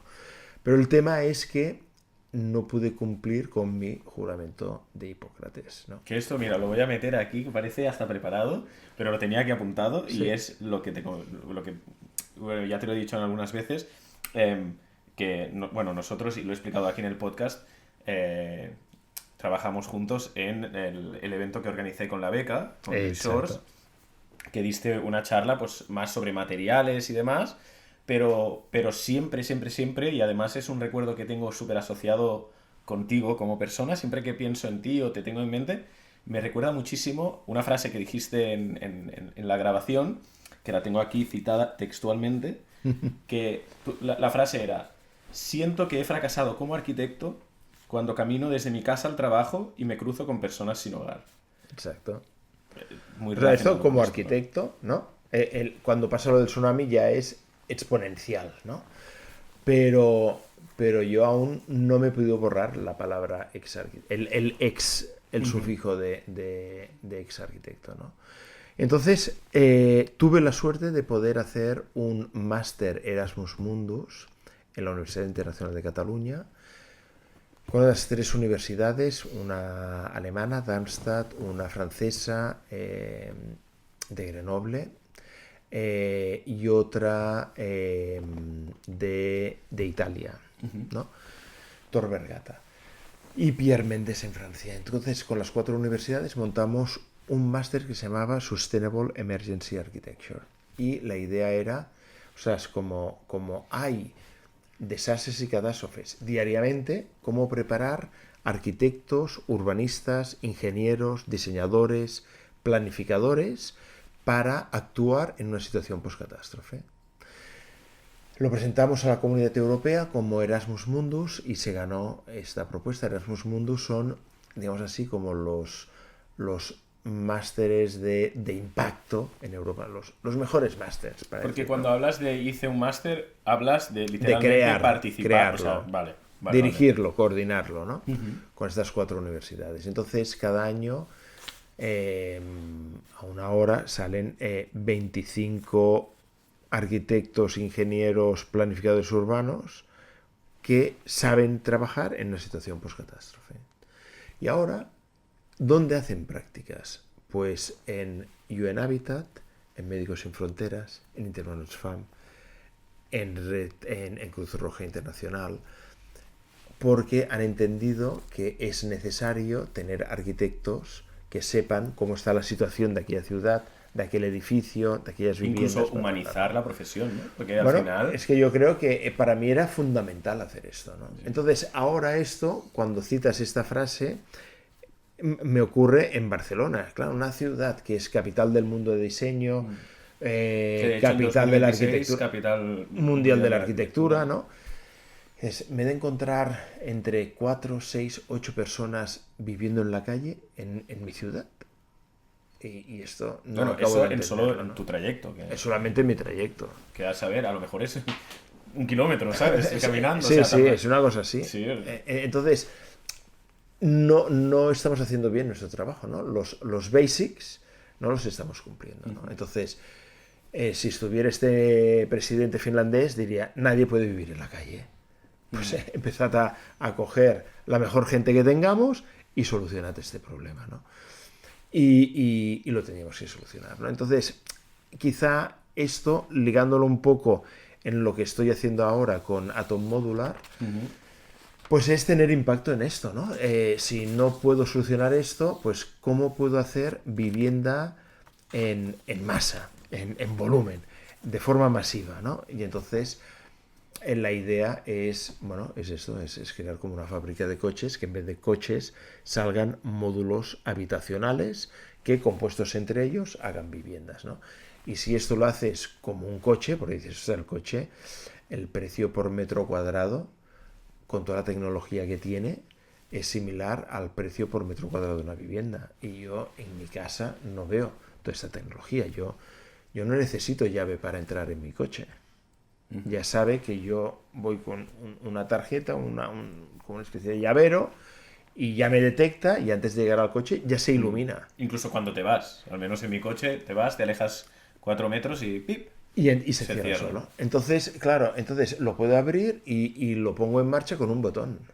Y con este botón me dice cuántos kilómetros he hecho, cuántos puedo hacer, cuánta gasolina tengo, cuánta batería eléctrica tengo, la temperatura del aceite, la temperatura del agua, si tengo una rueda pinchada, detecta de las 5 personas quién no tiene el cinturón puesto y hace un pitido. Y dices, ostras, y yo en mi casa entro y no me dice nada mi casa. Ni hola, vamos. Ni me saluda, ¿no? Súper mal educada, ¿no? Entonces dices, ostras, ¿cómo podemos hacer que si esto, un producto como un coche, que cuesta 10 veces menos que tu vivienda, no podemos colocar esta tecnología dentro de casa? Y yo saber ahora si se está quemando o no. No puedo saber si hay una lluvia y que se cierren las ventanas. Porque en mi coche a 150 por hora, en un diluvio universal, no entra ni una gota de agua? Y claro que vivo en una vivienda de hace unos 100 años, pero que las puertas y ventanas no son de hace 100 años y cuando llueve siempre entra agua y humedad. Entonces dices, algo va mal, vamos. No hemos acabado de hacerlo bien, ¿no? Entonces se trata de incorporar todas estas tecnologías que existen en algo que no lo he estado utilizando. Y aquí es algo que me gustaría que me ayudara a borrar esto del ex, ¿no? En el momento en que dices, ostras, pues somos capaces de hacer 10.000, 50.000 viviendas, 100.000 viviendas al año y dotarlas, ¿no? Y en poderlas enviar a todo el mundo. Y dignas, además. Más que dignas, porque yo creo que incluso el automóvil más barato es más que digno, ¿no? O sea, si te puedes comprar un Ferrari, un Bugatti, un Maserati, un Lamborghini y vas bajando, ¿no? Un Mercedes, un BMW, etcétera. Sí, un Seat Panda. Pero el más barato de todos, que podría ser un Dacia, pues es un coche que entras dentro, tiene amortiguadores, tiene toda esta información, no tienes frío, no pasas calor, se cierran todas las puertas perfectamente. Entonces es más que un coche. Lo demás social. Son lujos, ¿no? O sea, Lo demás es extras que tú puedes colocar, ¿no? Entonces, llegar a esto en el mundo de la vivienda, yo creo que sería fundamental y ayudaría a que estas situaciones no se dieran, ¿no? Mira, antes de entrar un poco más en detalle en Atom, la vivienda. O sea, ¿qué pasa con la vivienda en España? Porque creo que es un tema que además todos nuestros oyentes creo que lo estarán viviendo o lo van a vivir o lo han vivido ya, sea buscando piso, sea planteándose, aunque sea durante 3 segundos, buscar una hipoteca, que es algo imposible ahora mismo para alguien de nuestra edad dentro de la media. Entonces, ¿cómo ves esto desde tu perspectiva con estos años también de experiencia en el sector? Y con el papel en Revil, que es lo que quizá lo podemos unir, ¿no? Pues mira, hay un indicador en el mundo de la vivienda o de la propiedad o del real estate, del sector inmobiliario, que es el esfuerzo que tú has de hacer para la compra de una vivienda. El esfuerzo económico, ¿no? Entonces, hay culturas o países en el que esto va entre un 5%, un 10%, un 15%, etcétera. Pero nosotros vamos ahora a una situación en que se está dando en un 35%, 40%. Significa que casi la mitad de lo que tú ganas lo has de dirigir a la vivienda. Entonces, esto... O más, ¿eh? O más. Bueno, si es más, aún es peor. Sí. ¿Sabes? O sea, también estamos en una sociedad cada vez que pagamos menos, ¿no? De sueldos, como más mileurista, ¿no? Me gustaría que fuera... No sé, pasas la frontera en Andorra o en Francia, ya no digo en Alemania o en Suiza, etcétera, o Estados ¿no? Unidos. Pero claro, que la proporción que tú has de dedicar a la vivienda es mucho menor, ¿no? Esto liga con el tema de Atom, de intentar hacer que el valor de tu producto sea mucho más competitivo y por lo tanto puedas facilitar el acceso a la vivienda.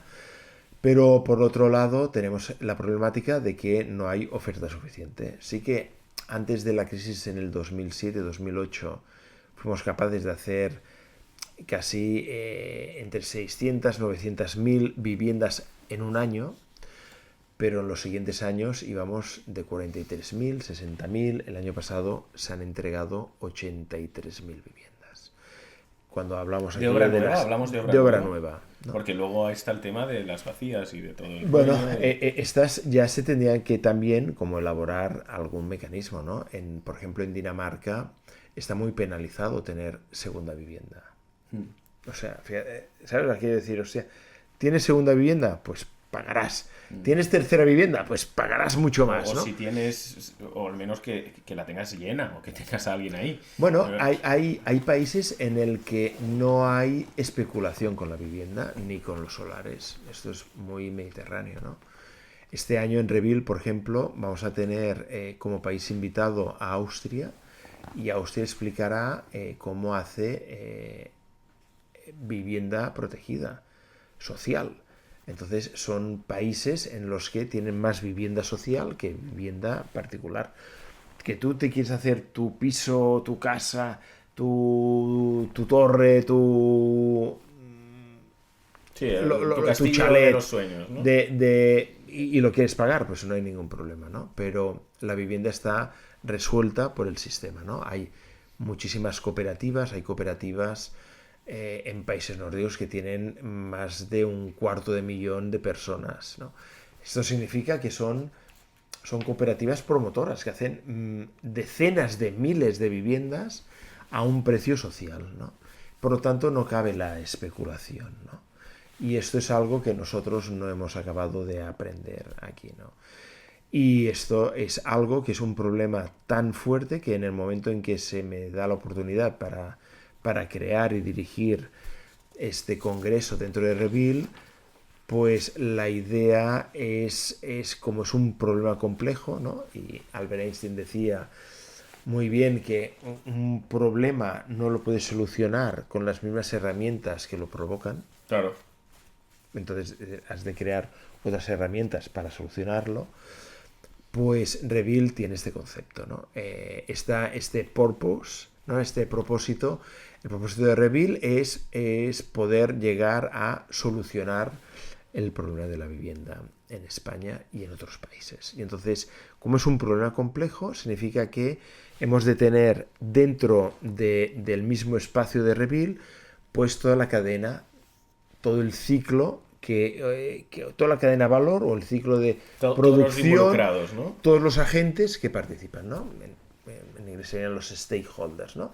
Que sí significa que hay promotor público y privado, está el consumidor, el cliente final, están los arquitectos técnicos, los ingenieros, los instaladores, los constructores, los proveedores, los fabricantes de materiales, los facility managers, los que han de gestionar estos edificios para que una vez se haya construido, el resto de la vida sigan funcionando, ¿no?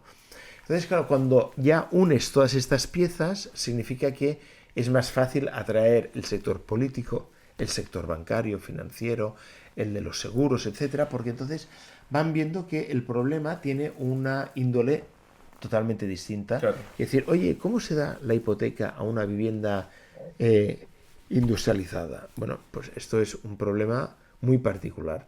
Pero si dices, no, es que ahora queremos hacer 50.000 como esas, hombre, el tema ya cambia.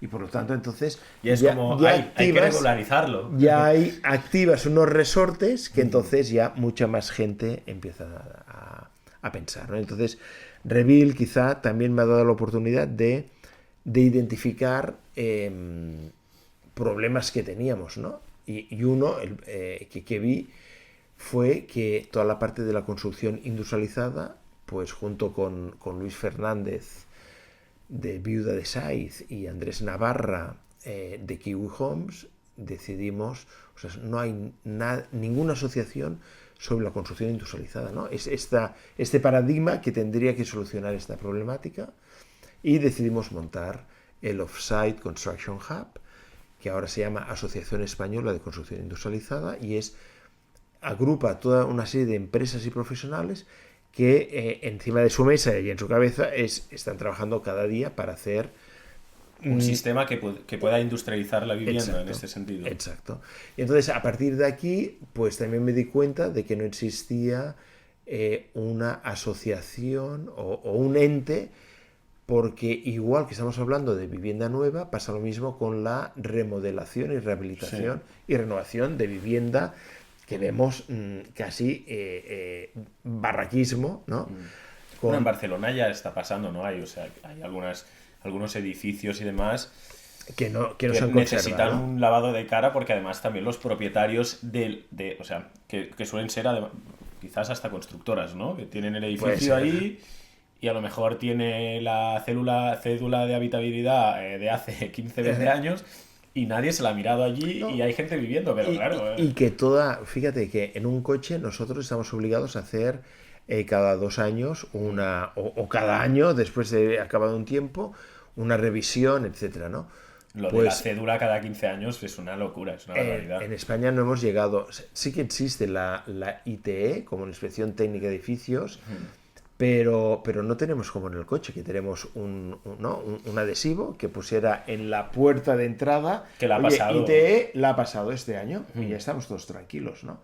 Y en cambio, pues vemos en las noticias explosiones de gas hace nada, derrumbe de una vivienda por otra cosa, etc. O sea, necesitamos rehabilitar y reformar. Sí. Y también creo que el problema en esto, y también por historias personales mías, o sea, yo acabo de mudarme con mi pareja y todo, y una odisea a nivel de la cédula y todas estas cosas, que luego pues hablábamos con el casero, tal, no sé qué, y hablas con la gente y te das cuenta que quizás también el problema es que la gente no lo sabe. Quiero decir, yo y mi pareja somos del sector, sabemos que existe la cédula, que existen ciertos exámenes, ¿no?, que tiene que pasar una vivienda, revisiones, pero otras personas no. Y otras personas llegan, firman el contrato y quizás están firmando un contrato de un lugar que no tiene los niveles de salubridad que tiene que tener, ¿no? Y no lo saben. Por lo tanto, también esa parte de... Quizás hace falta un esfuerzo, ¿no?, por parte de no sé quién, no sé qué entidad, seguramente la parte pública, si hubiera un sentimiento de responsabilidad, de concienciar a la gente, ¿no? Y decirles, tienes estos derechos, tiene que ser así, tiene que ser asá, pero... O quizá por parte de todas las corporaciones profesionales, ¿no? Los colegios de arquitectos, los colegios de arquitectos técnicos, los gremios de construcción, de administración de fincas, etcétera, ¿no? No hemos sabido hacer entender que igual que tu coche lo has de ir revisando para no tener un accidente, tu vivienda también la tenías que ir revisando. Y es así de sencillo. Y esto lo teníamos que incorporar ya, ¿no? Y esto es algo que nos hemos de unir más a la otra parte, que sería el usuario o propietario o alquilador de los espacios que tenemos, ¿no? Y eso, en Revil lo que hemos intentado es ir atacando estos temas, ¿no? Entonces, cuando ya tienes todos los agentes dentro del congreso y dentro de la feria, dentro del salón, cada año, y este año vamos a hacer la 8ª edición, yo espero llegar a unos 30.000 asistentes, entonces ya empezamos a tener cierto impacto, entonces ya es el momento de incorporar todos estos parámetros de digitalización, industrialización, sostenibilidad, y hacerlos compartidos, ¿no? Y entonces vemos como, por ejemplo, Europa aprieta muchísimo con directivas sobre temas de sostenibilidad, que aquí parece que nos den, digamos así, por el saco al sector, pero es porque no hemos hecho los deberes durante mucho tiempo. Claro, sí, sí. Y entonces, claro, ahora nos piden, oiga, es que su casa ha de ser clase A. Y dices, ostras, ¿su casa no es clase A? Nos tenemos que preguntar.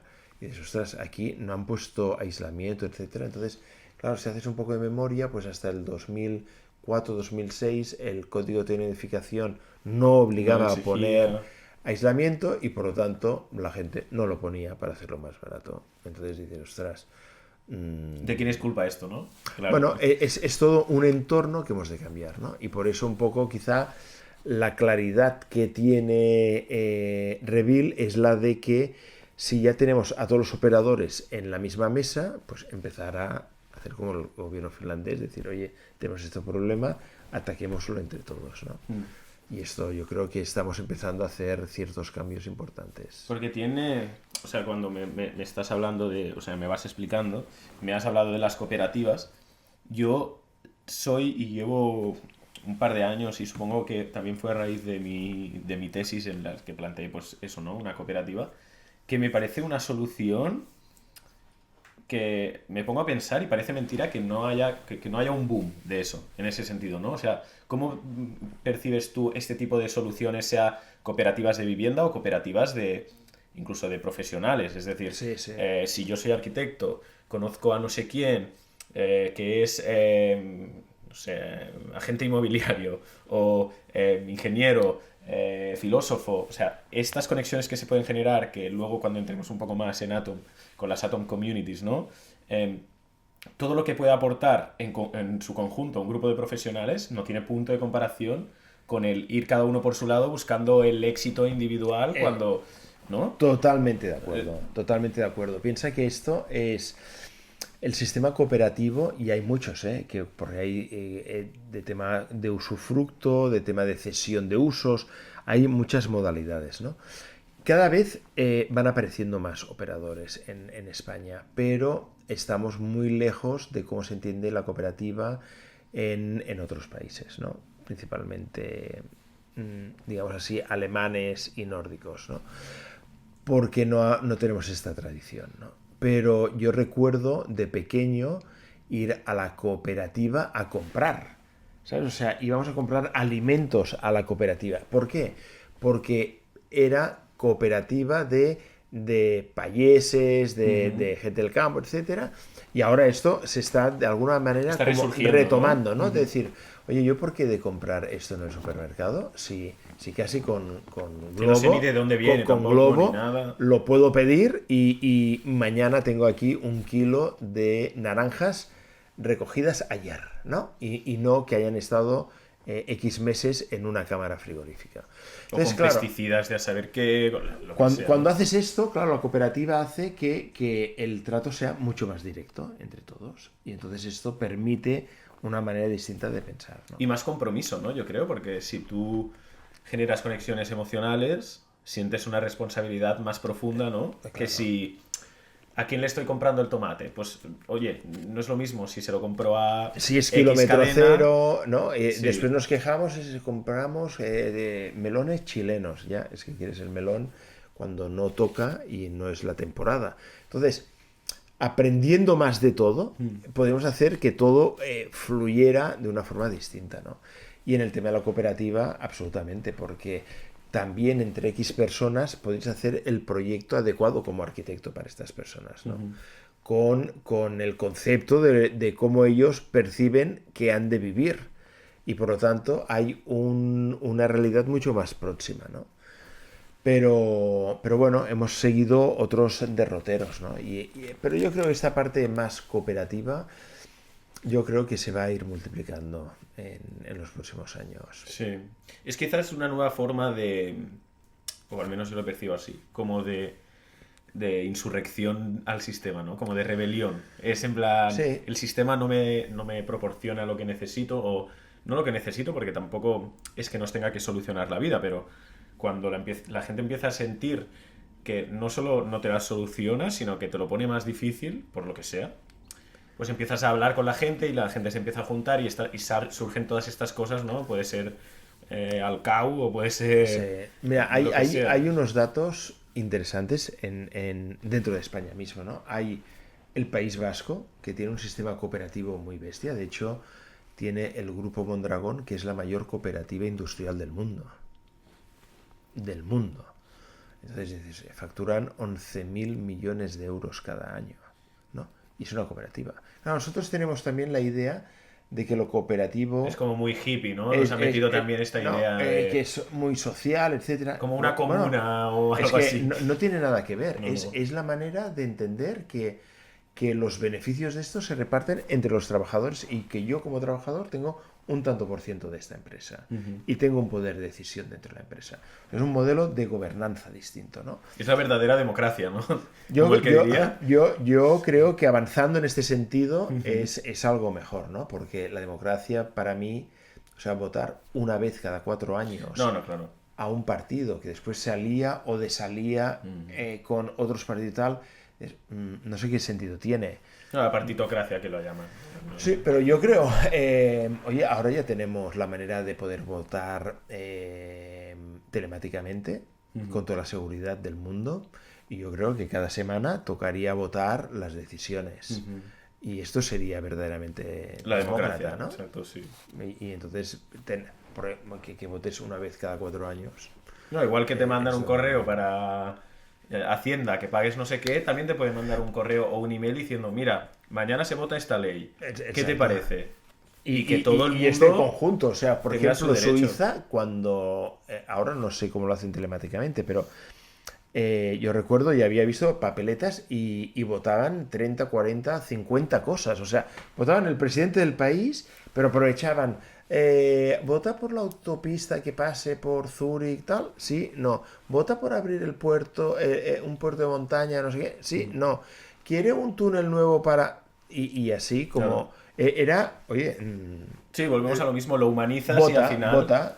sabes dónde van tus impuestos también, ¿no? Esto es fundamental. Vale, yo estoy pagando la mitad de mi sueldo, porque al menos en España estás Sí. pagando prácticamente, se te va la mitad de lo que es tuyo, ¿no? Antes de que te llegue, pues, oye, hablamos de la transparencia.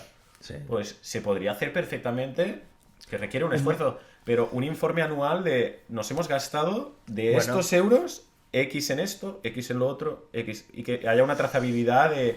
Mira, te cuento, nosotros en BIM Academy hubo un político catalán que se presentaba a las elecciones de presidente de la Generalitat de Cataluña y nos pidió si con BIM, con Building Information Modeling, podría hacer una web abierta para que todas las infraestructuras que estuviera invirtiendo la Generalitat de Cataluña se pudiera hacer un seguimiento transparente, es decir, oye, esto se contrató por tanto Vale. dinero, esto se tenía que haber terminado tal día, tal, y llevarlo de forma transparente.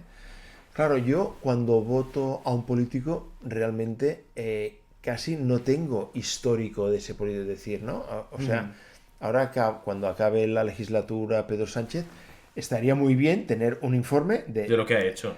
de lo que ha hecho y de lo que dijo que iba a hacer, Sí, sí, total. ¿no? Total. Y entonces realmente yo poder, medio científicamente o no, pero tener de forma intuitiva O casi como un una smart sensación de contract, ¿no? decir, pues yo creo que sí, ¿no? De decir, oye, mira, no has cumplido en esto, ni en esto, ni en esto, y esto es casi el 50% de tu programa en su momento No, tal. y además has hecho pues, el no sé qué. contrario en esto otro, tal. Pues es una manera de valorarlo, ¿no? Entonces, esta tecnología incorporada en esta manera de gobernanza social, yo creo que sería perfecta en este sentido, ¿no? Entonces, las cooperativas yo creo que han de tener un papel mucho más relevante.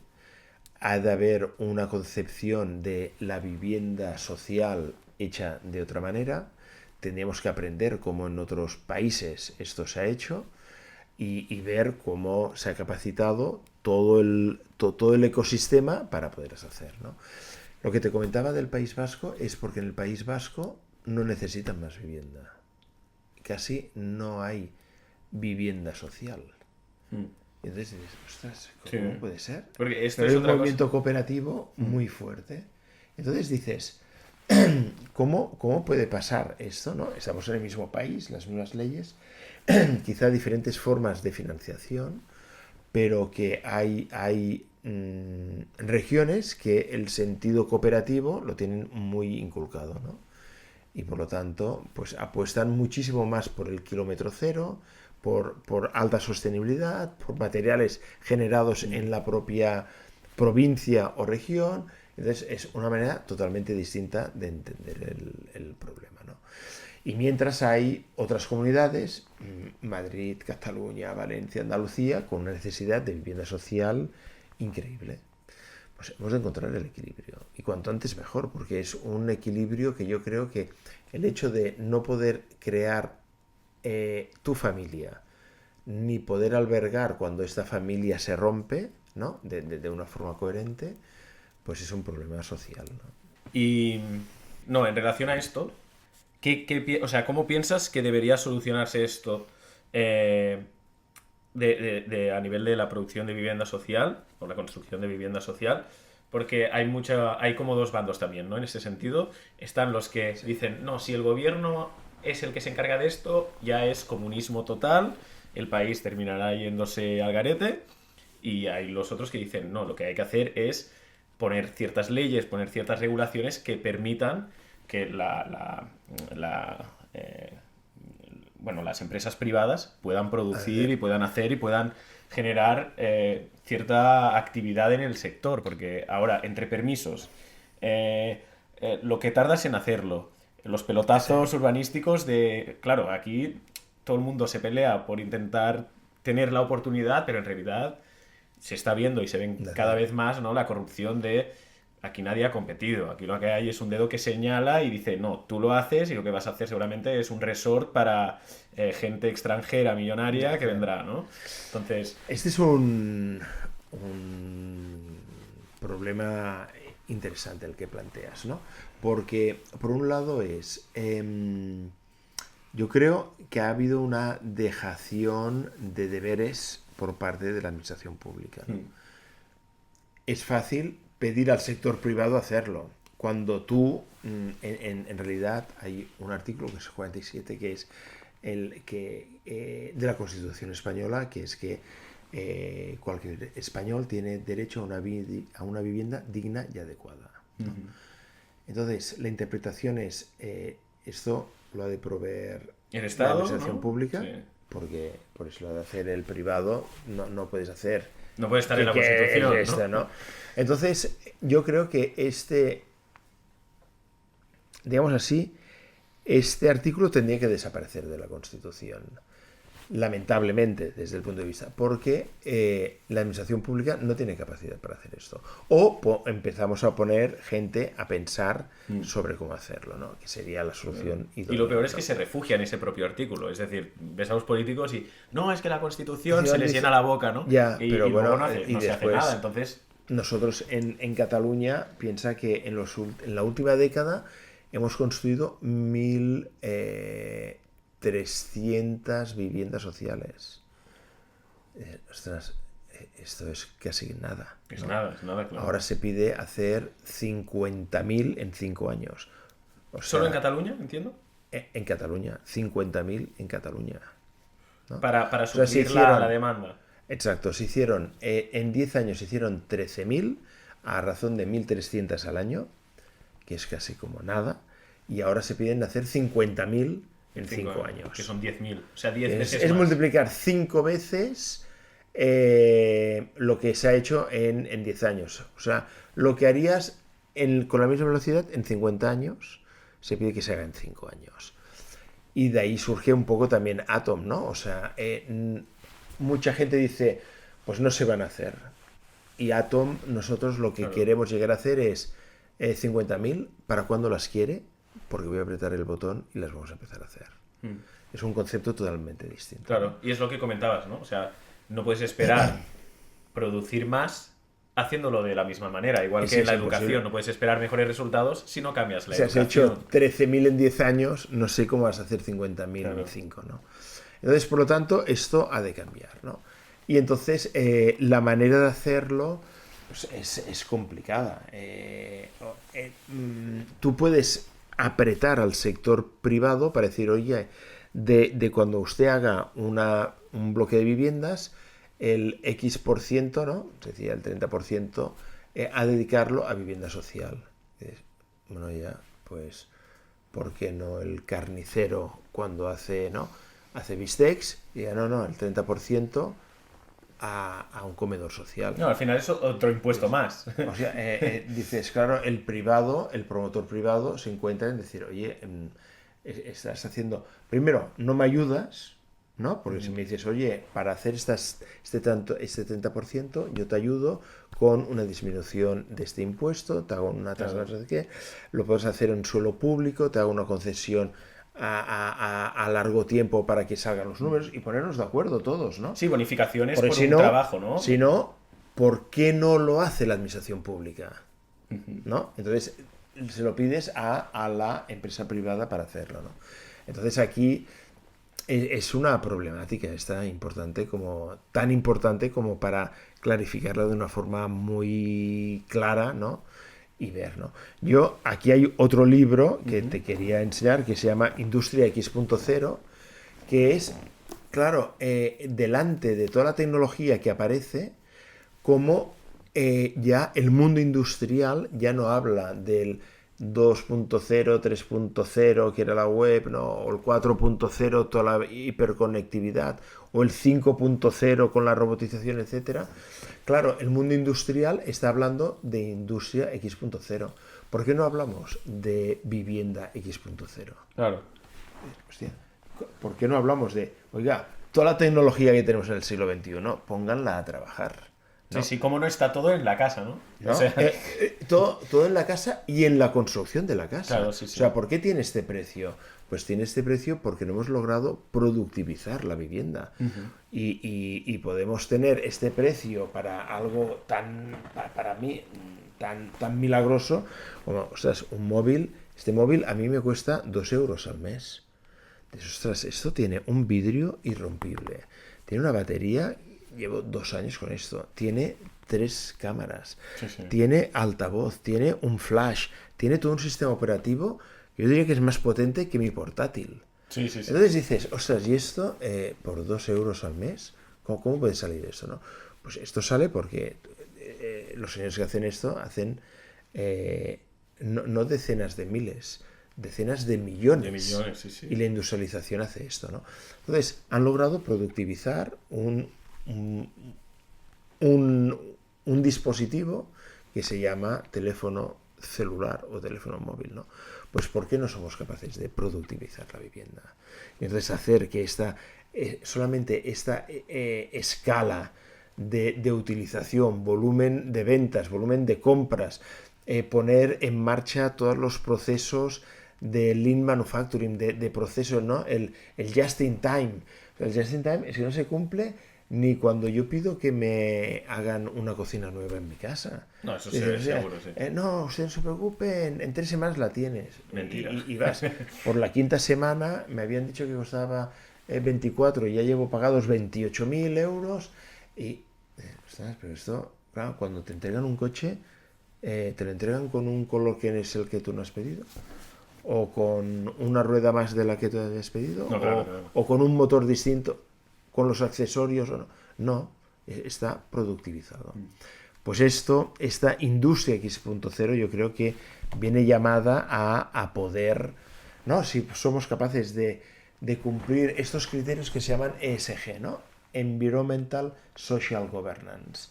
O sea, cómo toda la parte de sostenibilidad la podemos introducir dentro de esta tecnología con una aplicación social y mediante una gobernanza idónea para esto, ¿no? O sea, no puede ser que estemos hablando de industrializar vivienda para hacerla lo más rápido posible y necesitemos 24, 28, 32 meses para que te den una licencia de construcción. Claro.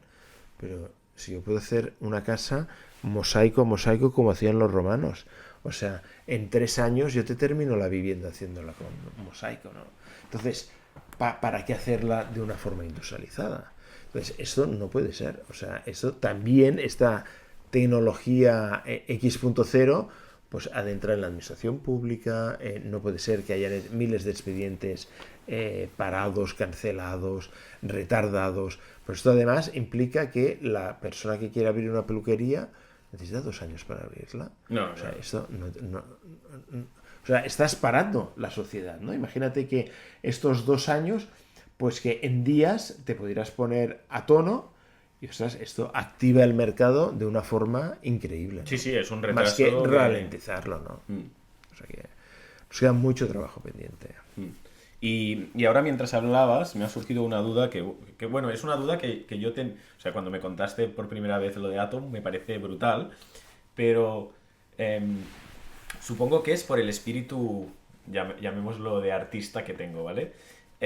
Lo único que me preocupaba sobre todo este proceso de industrialización es en qué queda la arquitectura a nivel artístico, ¿no? O sea, porque seguramente habrá mucha gente que te dirá, pero entonces, ¿dónde Desaparece queda el esto, no? O arquitecto. sea, no el arquitecto, O, sino o el lo que diseño. es la arquitectura, el alma de lo que tradicionalmente se ha considerado que tiene esa arquitectura.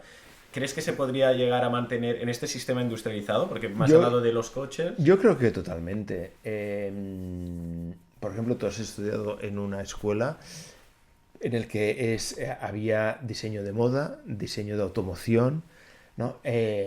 Diseño de comunicación y la parte artística mira, si te parece bien, utilizaría la New European Bauhaus, Ok. ¿no? Que tiene estos tres nuevos eh, reclamaciones, ¿no? Que es la parte de sostenibilidad, la parte de inclusividad y la tercera, ahora no la recuerdo, pero quedémonos La con pondremos abajo ya. pero fíjate, la parte de sostenibilidad y de inclusividad. Ah, y la tercera es la belleza. Ok.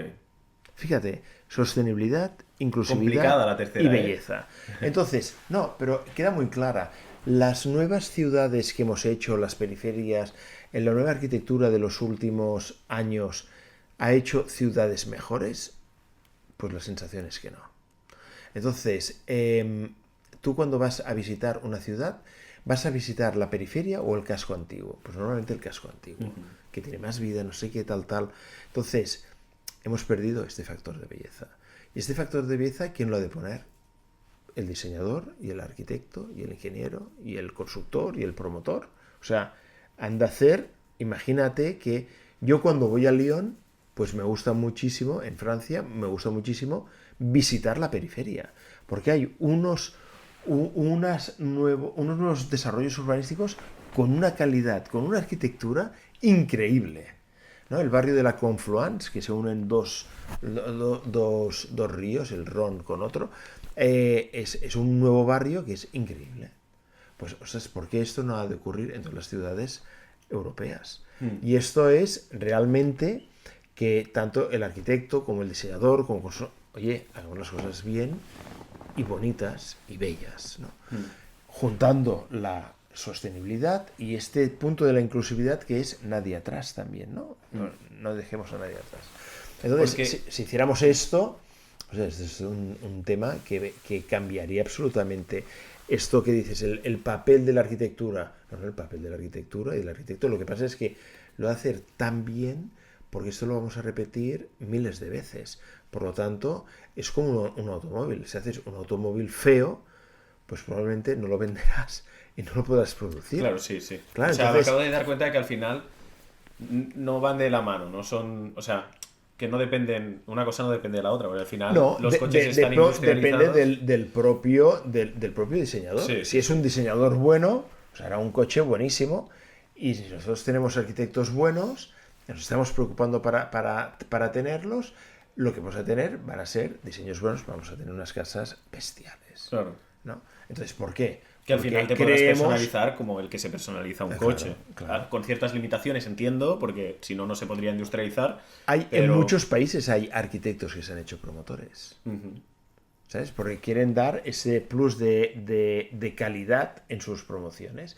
Entonces, claro, hay la dificultad de entender hasta cuánto plus has de tener para que el modelo de negocio sobreviva, ¿no? Pero esto es un tema como de equilibrio en este sentido. Pero hay magníficos arquitectos que han sido promotores en la historia, ¿sabes? Y esto es la capacidad de realmente no anteponer tu diseño sobre. No, es equilibrar tu diseño con lo que se va a hacer. Y cuando llegues a un equilibrio buenísimo, o sea, normalmente, pues, ¿por qué mucha gente tiene iPhones. Si cuesta 100 veces más que mi móvil, ¿no? Pues tiene iPhone porque te da un plus de branding, de forma, de funcionalidades, de capacidades, de diseño, etcétera, etcétera, etcétera. Claro, sí, o sea, en ese equilibrio estaría no sé si la nueva arquitectura, sino la futura arquitectura. Exacto. O sea, la futura arquitectura sería encontrar la belleza en esa estandarización, ¿no? Bueno, y que es una estandarización, una modularización, pero no una repetición. Tú ahora a un robot le puedes decir que ahora haga esto y después haga otra cosa en el mismo tiempo. Entonces, es muy interesante cuando conoces que en SEAT se hace 1 millón de automóviles al año, sale uno por minuto, pero te dicen que en un día, que hacen unos 1200, hay veces que no ha salido ningún coche igual. ¿Cómo puede ser esto? Pues claro, tú decides el color, la motorización, las llantas, la tapicería, Claro. los accesorios. Pues aquel día han hecho 1200 automóviles y no hay ninguno igual. Entonces dices, hostia, y la cadena la parabas porque... No, Claro, no, o sea, tienes que... no, la cadena está funcionando, pero en el momento en que pinta de color azul, pues puede pintar de color rosa. Y en el momento en que pone un motor de 1200, puede poner un motor de 1400. Claro, o Y sea, cuando estandarizas tapizas el con cuero, sistema. puedes tapizar con un tejido 3D. Entonces, claro, es lo que íbamos. Industrializas el sistema, industrializas el proceso, Pero no los industrializas la materiales, metodología, no los pero el colores. diseño No. es cuestión del diseñador. Y aquí es donde el diseñador ha de entender también que esto va a tener un sistema de producción distinto, ¿no? Que no es llegar a la obra, pues esto lo vamos a pintar de este color. Ostras, no necesito saber desde el principio, ¿no? Entonces, cuando hacemos esto, pues claro, hay una ventaja económica importantísima, financiera también, pero es que diseño también, porque tú al final, cuando te vas a un bloque construido, ¿qué eliges? Pues no eliges nada. No. Si vas al primero segundo o al quinto primera, pero de dentro no has elegido absolutamente nada. No, al final en este sistema que planteas se puede hacer como en IKEA, ¿no? Me refiero, tú vas a Totalmente, IKEA, tienes el ordenador, totalmente. ves el 3D, pues a lo mejor simplemente Y es tú una desde... combinación de Sí, elementos, de módulos que hacen aquello. claro. Y tú le das ahí, ¡pap! Y yo cuando voy a tu casa no veo lo mismo que en su casa o en la casa del otro.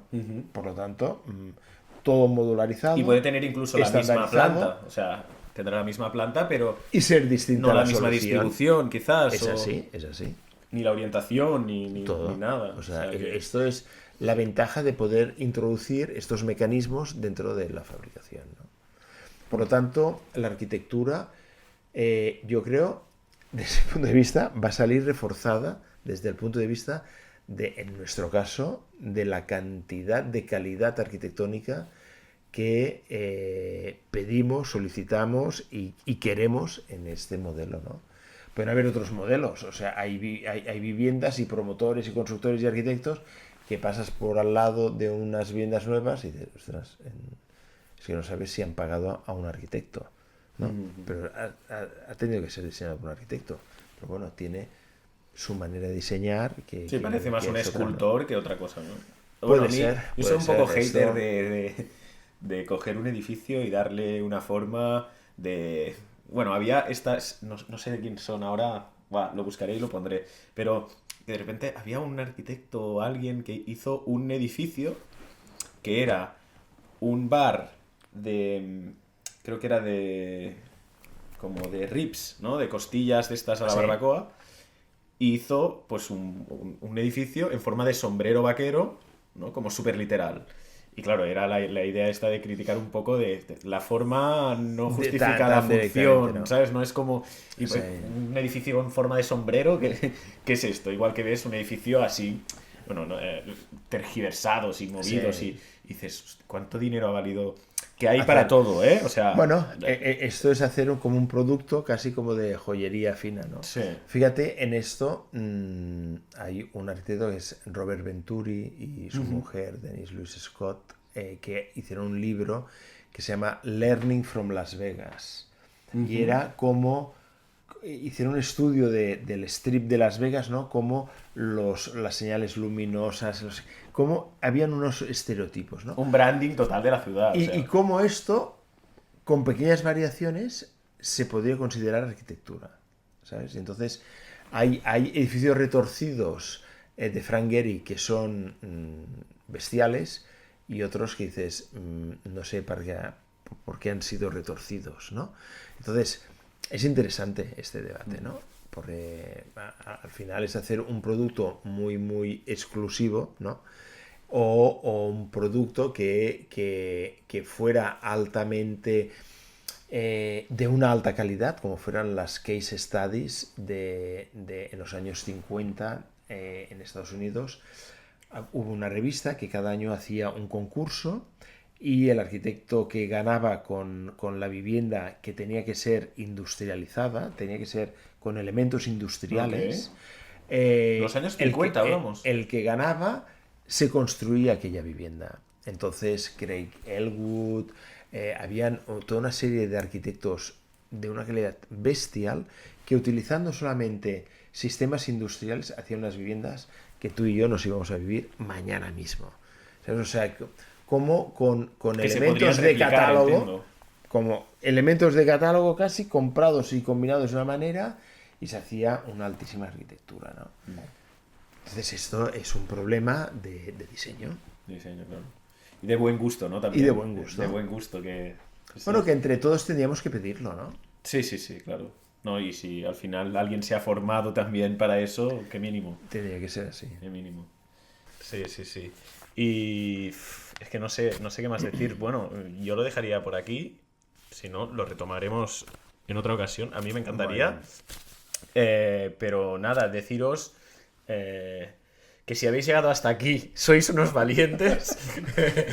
que si habéis llegado hasta aquí y no nos seguís, pues no sois tan valientes, porque si habéis llegado hasta aquí tendríais que seguirnos, que ya sabéis todas estas cosas que no me gusta tampoco deciros porque me siento raro, pero tenemos redes sociales, tenemos Instagram, YouTube, Evox, Spotify, TikTok, Bizum también.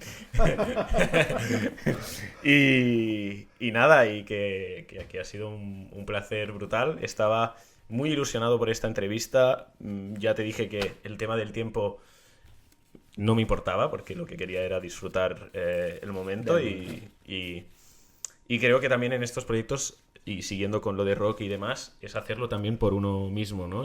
Claro. Y yo busco quedarme con estas conversaciones y siempre que puedo también invitar a gente que pues compartirlo, ¿no? De alguna forma, claro. y me gusta y me quedo con estas casi 3 horas que hemos estado aquí charlando, que de verdad me ha encantado y nada, y que espero repetirlo pronto y que si quieres pues lo puedes despedir o si no ya lo despido yo Yo os dejaré solamente una frase